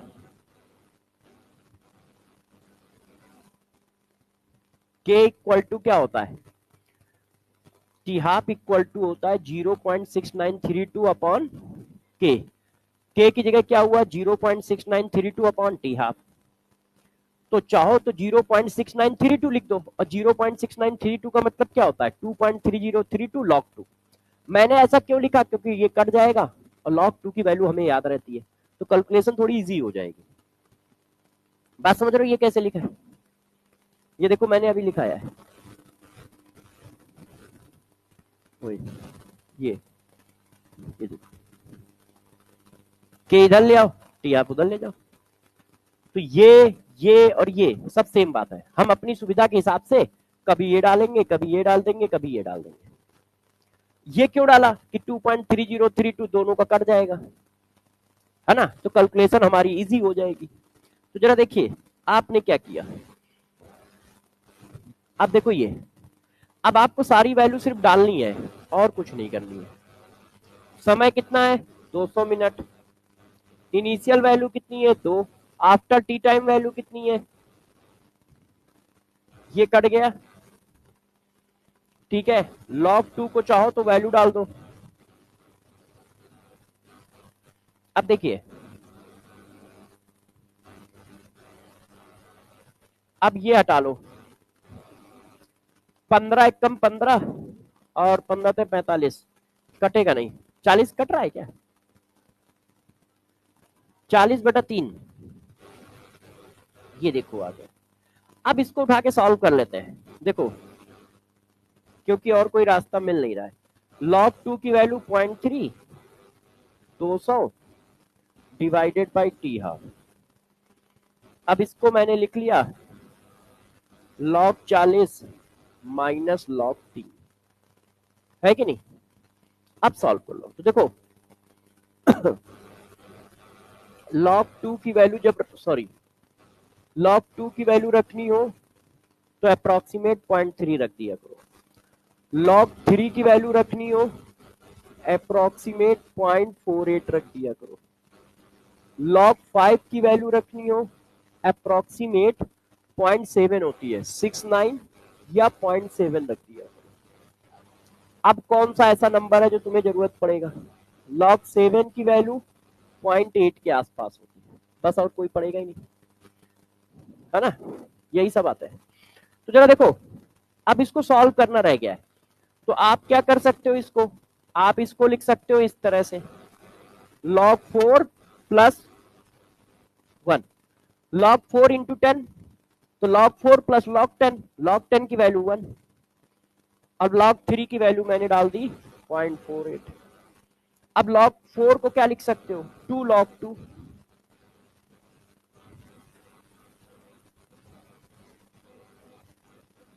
अब इनको देख लो, ये 1.6 हुआ, 1.6 से 48, तो 1.12 आ गया। और ये अभी ऐसा ही लिखा हुआ है। तो अब इसको थोड़ा सा हिला डुला लो, तो ये टी हाफ इक्वल टू आ गया 0 पॉइंट ये। अब बताओ क्या आ गया, हथियार किधर है?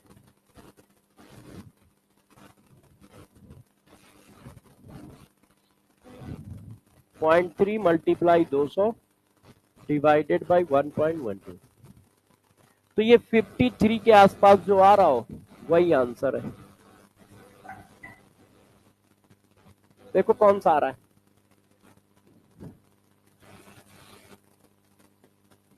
ठीक है। के डायरेक्ट निकल आया क्योंकि के निकालने की सारी वैल्यू दी थी, के निकल आया तो टी हाफ निकल आया, क्योंकि के और टी हाफ में रिलेशन होता है, T half equal to 0.6932 upon K. नहीं तो ऐसे कर दो। अब तुम्हारा मन कर रहा है और करेंगे क्वेश्चन, करो, बताओ। लॉग इसी ये लिखा तो है, log 40 माइनस log 3। अरे ये नहीं पढ़ा होगा क्या? एक मिनट, ये फार्मूला तो हम लोगों ने बचपन में पढ़ा है।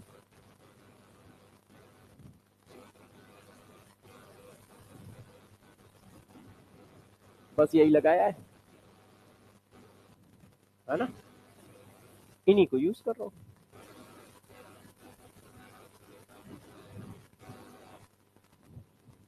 ठीक है, यही 3 फार्मूले यूज किए। तो ये डिवाइड था, log m अपॉन n, तो log m minus log n।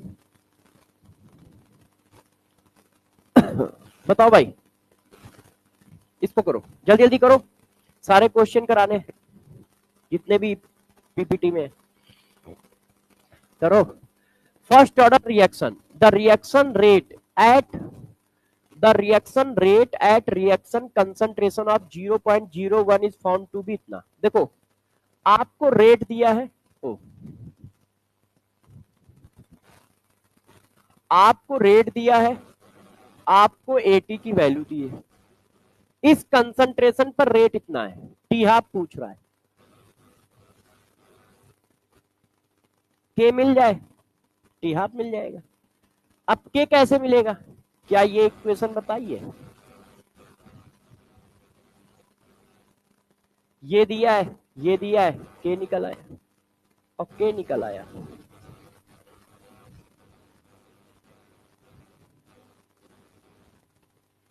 है कि नहीं? तो करिए जल्दी से, आपको रेट दिया है, एटी की वैल्यू दी है, तो के निकल आएगा। अब के निकल आया तो टी हाफ निकल आया।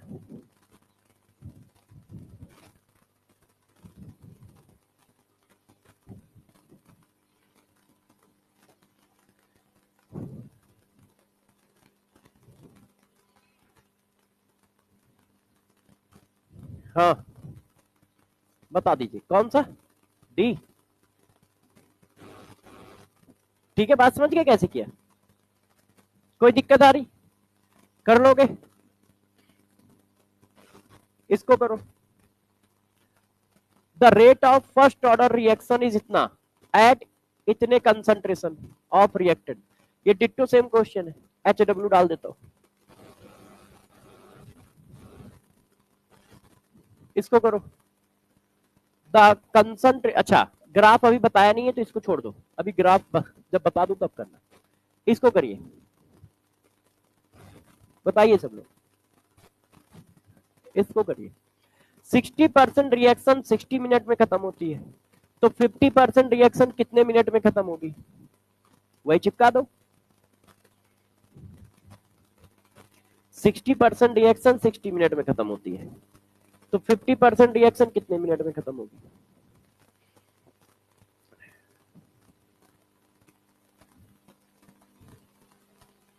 बताइए कितना आंसर आ रहा है?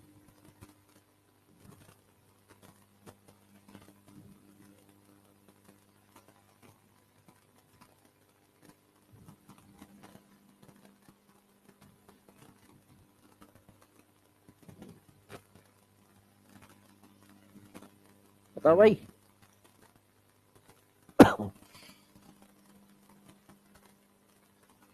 कर पा रहे हो सब लोग? देखो जो पढ़ाया है यदि वो याद रखोगे तो क्वेश्चन अपने आप हो जाएंगे।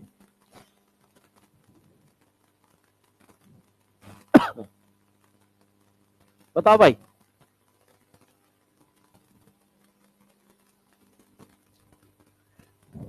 देखो 1/60 लॉग 60% रिएक्शन खत्म हो गई तो बची कितनी? 40%। 1/T लॉग 50% रिएक्शन खत्म हो गई तो बची कितनी? 50%।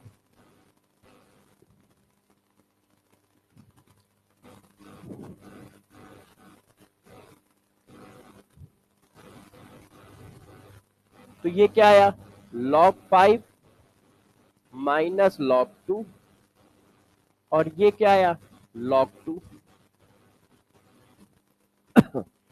log 5 0.7 0.3 0.4 आ गया,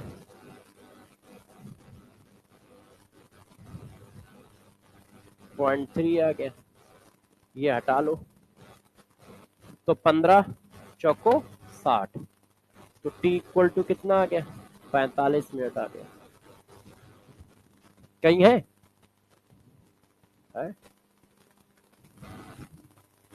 ठीक है, बात समझ पाए क्या किया? वहां पे 0.3 कैसे आया?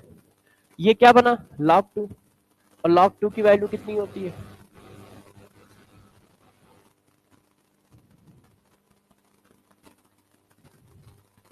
थोड़ा तेज बोलो, पूछो पूछो, डरो नहीं।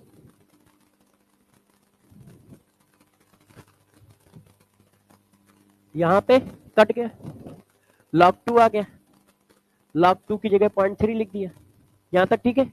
अब इधर आओ, ये 0 से 0 गया आना, अब इसको 2 से काटा, इसको भी 2 से काटा, तो 5 और 2 बचा, और 5 और 2 को हमने कैसे लिखा? log 5/2 है, तो log m-n फार्मूला लगा दिया, है ना?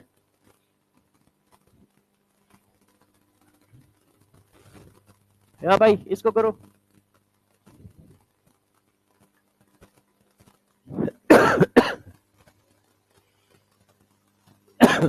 First order reaction K is a rate constant, initial concentration of reactant is इतना, द टी हाफ। अब यार इनिशियल कंसंट्रेशन कुछ भी हो, अपने क्या लेना देना है फर्स्ट ऑर्डर के केस में? नहीं, तो बस टी हाफ तो वही रहेगा कांस्टेंट, और उसका फार्मूला क्या है? log ln2 डिवाइडेड बाई के। वो कह रहा है कि ए नॉट की वैल्यू 0.5 है, तो टी हाफ बताओ। तो भाई तुम जीरो ऑर्डर का पूछते तो हमें टेंशन होती, क्योंकि जीरो ऑर्डर का टी हाफ ए पे डिपेंड करता है। तुम तो फर्स्ट ऑर्डर का पूछ रहे हो, अब फर्स्ट ऑर्डर के टी हाफ में ए नॉट का लेना देना नहीं है, तो वो तो वही रहना है। और वो फार्मूला क्या होता है ना? ln2 डिवाइडेड बाई के। करो।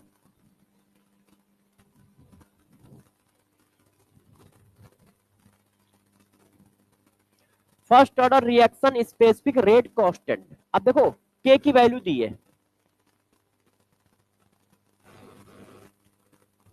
है कि नहीं? सेकंड इनवर्स किसकी वैल्यू होती? के की। How much time will taken for 20 gram of reactant reduce to 5 gram? A not दिया है, ए टी दिया है, टाइम पूछ रहा है, सब कुछ दिया है, तो तुमने क्या किया? K equal to 2.3032 log initial value after T time value. K की वैल्यू कितनी है 10 की पावर -2। ये क्या है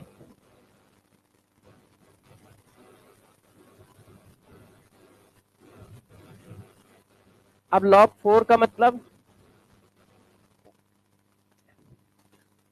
2 की पावर 2 2 आगे आ गया 2 log 2 की वैल्यू 0.3 तो 2 इंटू 0.3।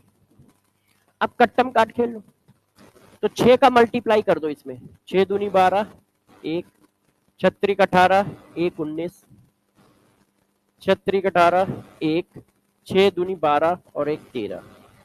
अब 1 2 3 4 5 1 2 3 4 5 डिवाइडेड बाई ये तो ये ऊपर चला गया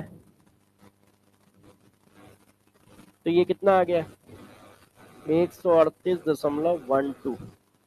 टी किस में यूनिट क्या है सेकंड। कोई आ रहा है ये आ रहा है हो गया। बताइए कुछ। अब देखो कोई बच्चा कह रहा नहीं सर थोड़ा मक्कारी सिखा सकते हो तो मैंने कहा सिखा देंगे। देखिए मान लो किसी बच्चे का मन है कि सर बिना पेन चलाए क्वेश्चन कर सकते हैं तो मैंने कर सकते हैं। देखिए फर्स्ट ऑर्डर का टी हाफ क्या है फिक्स वो तो चेंज होता नहीं है कि नहीं। देखिए 20 ग्राम था एक बार टी हाफ चलोगे तो कितना हो जाएगा एक बार और चलोगे इसका मतलब टाइम कितना खर्च हो रहा है टोटल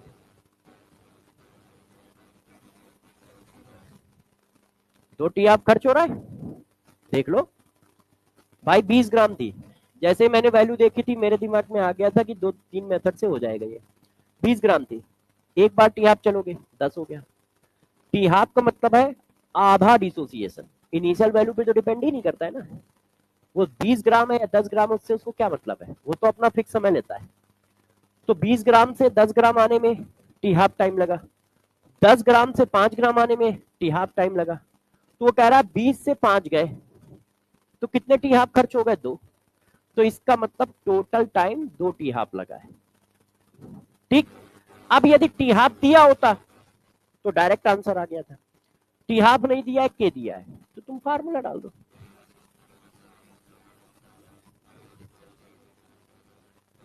अब आप मल्टीप्लाई करोगे यही आंसर आ जाएगा करके अपना देख लो आप करके देखो यही आएगा। तो जिसको चाहिए वो ऐसे लगा लो वैसे लगा लो जय मन लो जैसे लगा लो। बात समझ पा रहे हो हाँ भाई सही खेल हो रहा है। चलो कितने क्वेश्चन है यार ये तो सेम ही है 2 बार आ गया डिलीट मारते हैं इसको करो।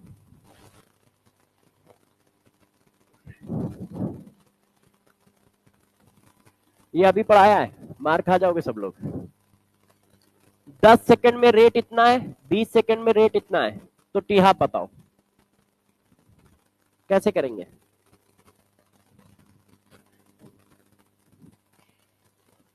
रेट दिए हैं तो के निकल आएगा हाँ वही लगाएंगे बिल्कुल सही करके निकालो। पहले हम क्या करेंगे रेट निकाल लेंगे मतलब के निकाल लेंगे और के निकल आएगा तो टी हाफ वाला फार्मूला चिपकाएंगे करिए।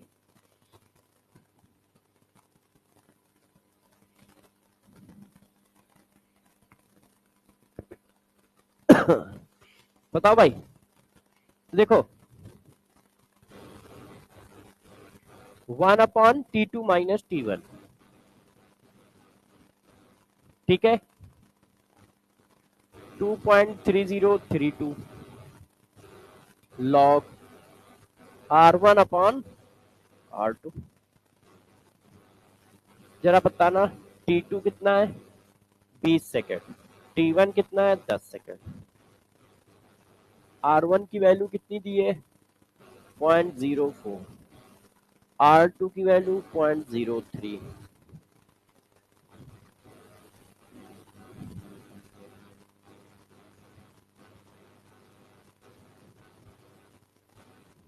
है कि नहीं। अब इसको कट्टम काट खेल लो, 10 से डिवाइड कर दिया, log 4 माइनस log 3। अब log 4 क्या होता है 0.6,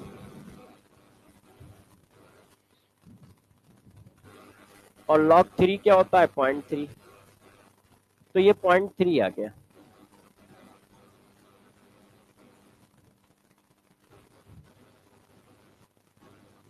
सही है। हाँ log 2 की वैल्यू डाल दी है 3 की जगह पे।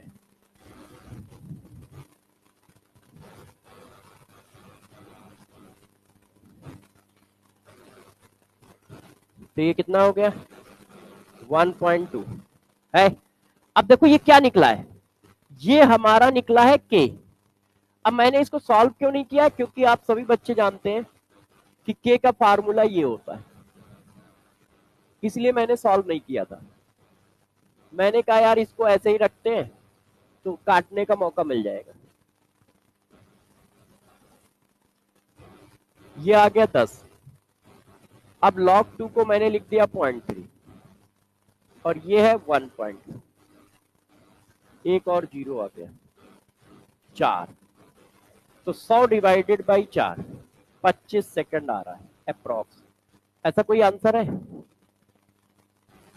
24.1 है, तो यही होगा। बात समझ पाए कैसे किया।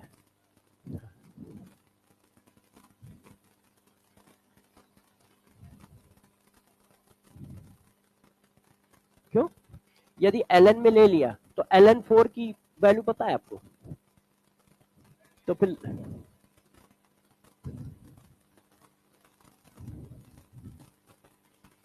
भाई जब लॉग बनाया है तभी तो 2.3032 लिख दिया है।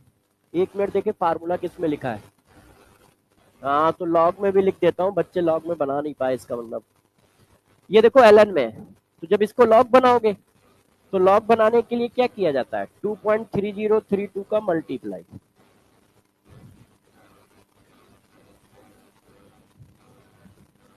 अच्छा किया भाई पूछ लिया, है ना। जब ln है, ln को लॉग बनाना है तो 2.3032 का मल्टीप्लाई कर दो।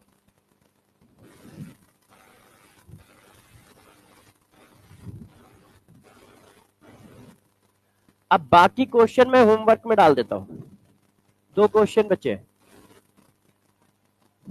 अच्छा करा देता हूं, देखो ये वाला करा दिया, टी हाफ दिया है, के निकालना है, डायरेक्ट फार्मूला में वैल्यू डाल देना।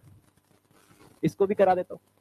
अब देखिए the rate constant of reaction, आपको रेट कांस्टेंट की वैल्यू दी है, कंसंट्रेशन दिया है। हाँ ये क्वेश्चन अच्छा है, इसको एक बार पढ़ लो। The rate constant of a reaction A equal to B is इतना, के की वैल्यू दी है। If the concentration of A is 5m, then the concentration of B after 20 minutes is, उसने कहा बी का कंसंट्रेशन बताओ। तो जरा गौर से देखो, इस क्वेश्चन को करा देता हूं क्योंकि थोड़ा अलग टाइप से पूछा है।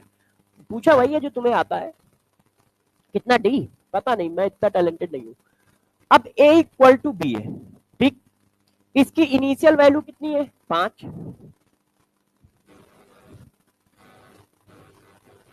अब जब कितने मिनट हो जाते हैं 20 मिनट, अब इसकी वैल्यू कितनी डिसोसिएट हो गई x, इसकी कितनी फॉर्म हो गई x। अब वो कह रहा है था concentration of B after 20 minute, ये वैल्यू पूछ रहा है, x पूछ रहा है। इसका मतलब हमें x निकालना है। पहले ये बात समझ में आई निकालना क्या है।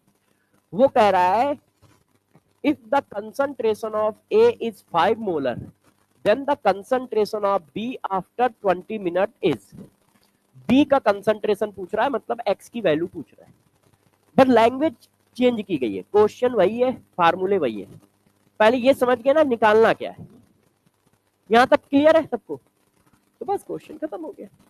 हमें क्या आता है, हमें जो आता है वही लगाएंगे। देखो के की वैल्यू तुम्हें दी है, डायरेक्ट कर रहा हूं 2.3032 अपॉन टी, टी कितना है 20 मिनट, लॉग इनिशियल वैल्यू कितनी है, आफ्टर टी टाइम वैल्यू कितनी है, आफ्टर टी टाइम वैल्यू कितनी है 80 होती थी, इस बार 80 की जगह क्या है 5 माइनस एक्स, एक्स निकालना है। हाँ पूछो, पता कैसे चलेगा? अच्छा फर्स्ट ऑर्डर है, इसमें मतलब वो नहीं दिया इसलिए कह रहे हो, है ना? The rate constant of a reaction is mole पर सेकेंड, मगर ये यूनिट फर्स्ट ऑर्डर की थोड़ी ना है, चेक करो ये कोई फर्स्ट ऑर्डर की यूनिट है भाई, मोल पर सेकेंड दिया है, हमारी यूनिट होती है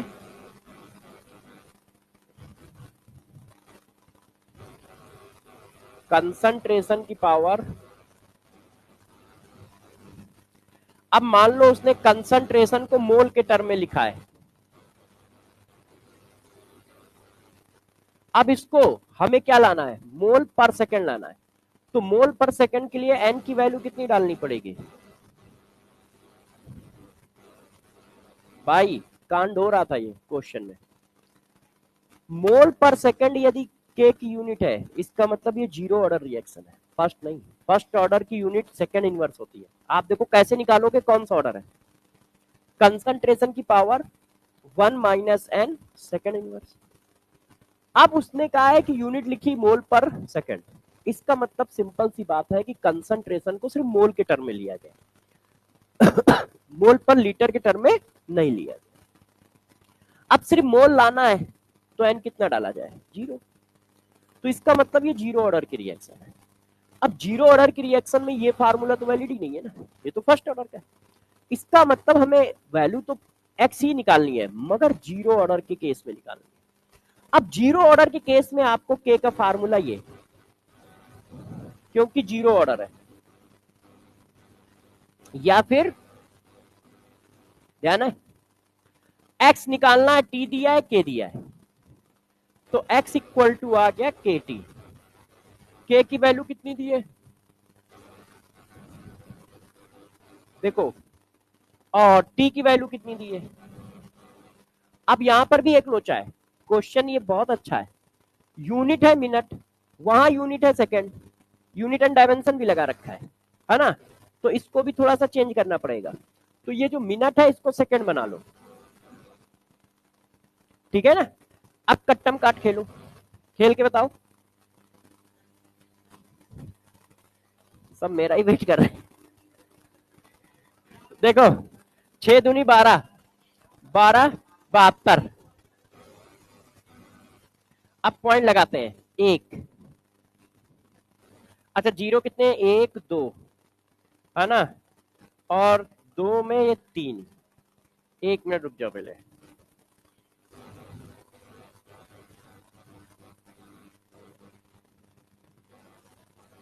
एक बार देखना कैलकुलेशन मिस्टेक है क्या कोई, तो ऐसा कोई आंसर आ रहा है? अच्छा एक मिनट, ये कंसंट्रेशन है, बात समझ पाए? तो देखो इस जगह पे जो किया गया था वो गलत था, उसने दिया है द रेट कांस्टेंट इज इतना, इसने ऑर्डर दिया ही नहीं था, तो ऑर्डर नहीं दिया तो आप क्वेश्चन लगाओ कैसे, तो पहले ऑर्डर निकालना पड़ेगा। आपको मैंने पढ़ाया था कि यदि के की यूनिट मिल जाए तो ऑर्डर निकल आता है, तो मैंने पहले ऑर्डर निकाला, के की यूनिट हमें पता थी कंसंट्रेशन की power 1 minus N second inverse.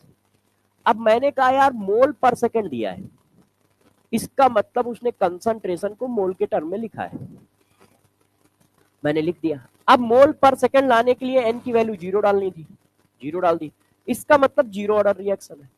अब जीरो ऑर्डर रिएक्शन है तो वो तो फार्मूला लगेगा नहीं, K equal to 1 upon T L N A not upon A T, क्योंकि वो तो फर्स्ट ऑर्डर का है, तो जीरो ऑर्डर के का फार्मूला क्या है, K equal to X upon T, X पूछ रहा है तो एक्स पूछ रहा है, के टी कर दिया, ठीक है ना? तो ये काफी अच्छा क्वेश्चन है, क्योंकि इसमें चार चीजें करनी है, पहला आपको ऑर्डर खुद फाइंड करना है, दूसरा आपको पकड़ना है कि पूछ क्या रहा है, तीसरा कौन सा फार्मूला लगाए, चौथा भी उसने यूनिट एंड डायमेंशन में जाके फंसाया कि उसको सेकंड में दे रखा है यूनिट और इसको मिनट में देख रखा है, तो यूनिट भी सेम करनी है, तो इसमें कम से कम 3 कॉन्सेप्ट का यूज हुआ है, इसीलिए ये टफ क्वेश्चन है आपके लिए। अब देखो, हाँ कोई नहीं, अभी तो बहुत समय है, 45 पे खत्म होती है ना।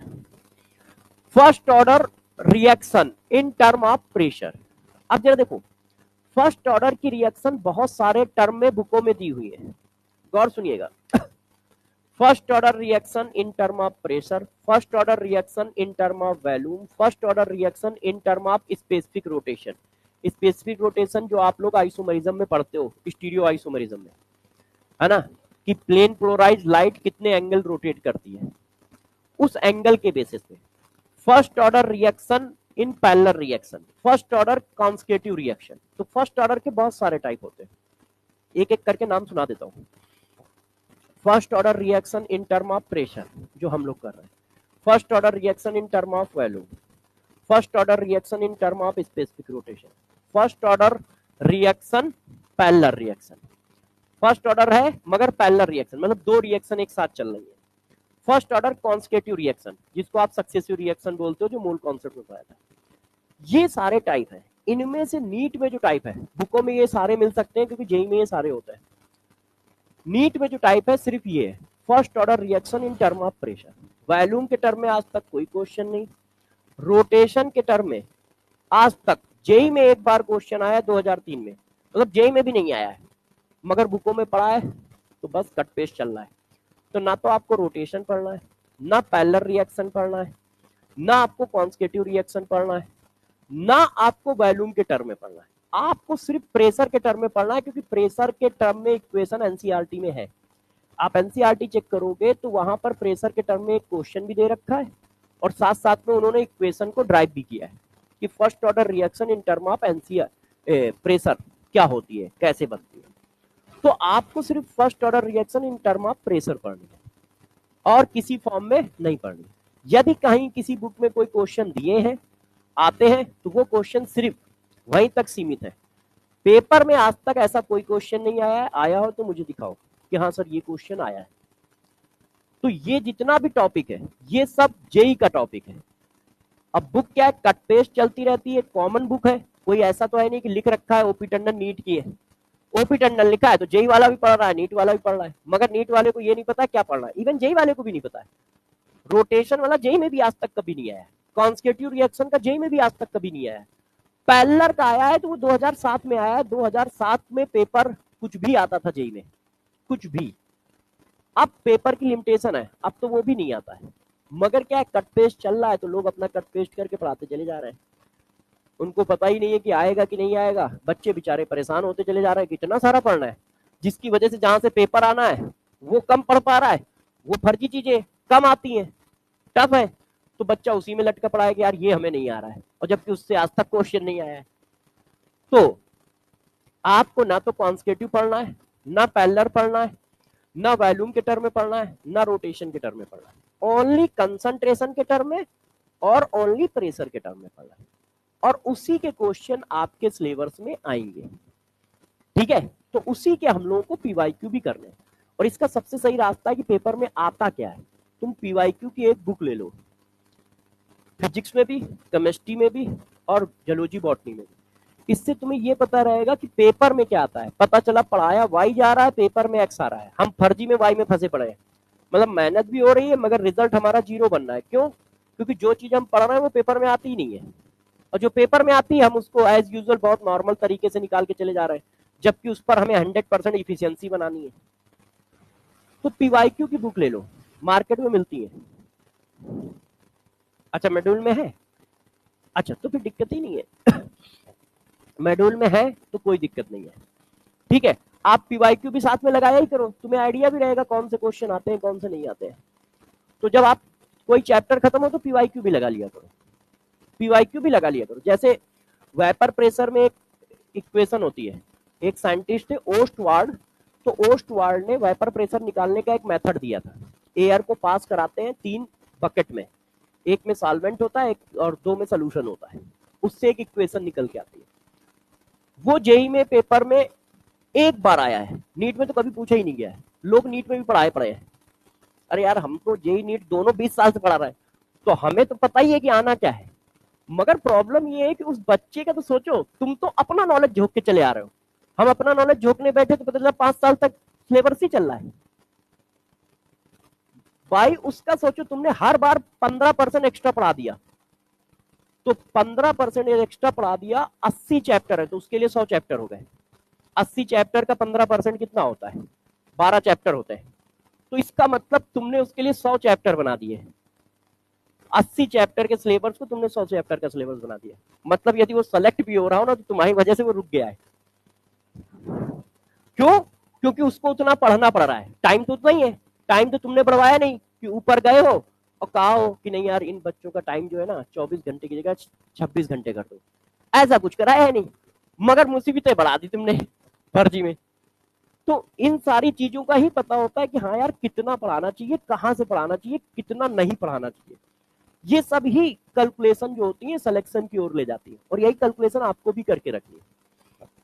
तो पीवाईक्यू जरूर लगाओ, जैसे आपको ये आइडिया रहे कि पेपर में आता क्या है, पेपर में आता क्या है। ठीक है। हाँ, इस चीज को कर लो, और कल हम लोग इसी के आगे करेंगे, यहीं से उठाएंगे चैप्टर को। फर्स्ट ऑर्डर पढ़ेंगे, अभी फर्स्ट ऑर्डर चलेगा, कम से कम आधे 1 घंटे फर्स्ट ऑर्डर चलेगा। हाँ, ग्राफ भी कल ध्यान दिला देना, है ना। ग्राफ पढ़ाएंगे, प्रेशर वाली इक्वेशन पढ़ाएंगे, फिर सेकंड ऑर्डर पे जाएंगे, और फिर बाकी जो भी चीजें हैं वो सारी पढ़ाएंगे।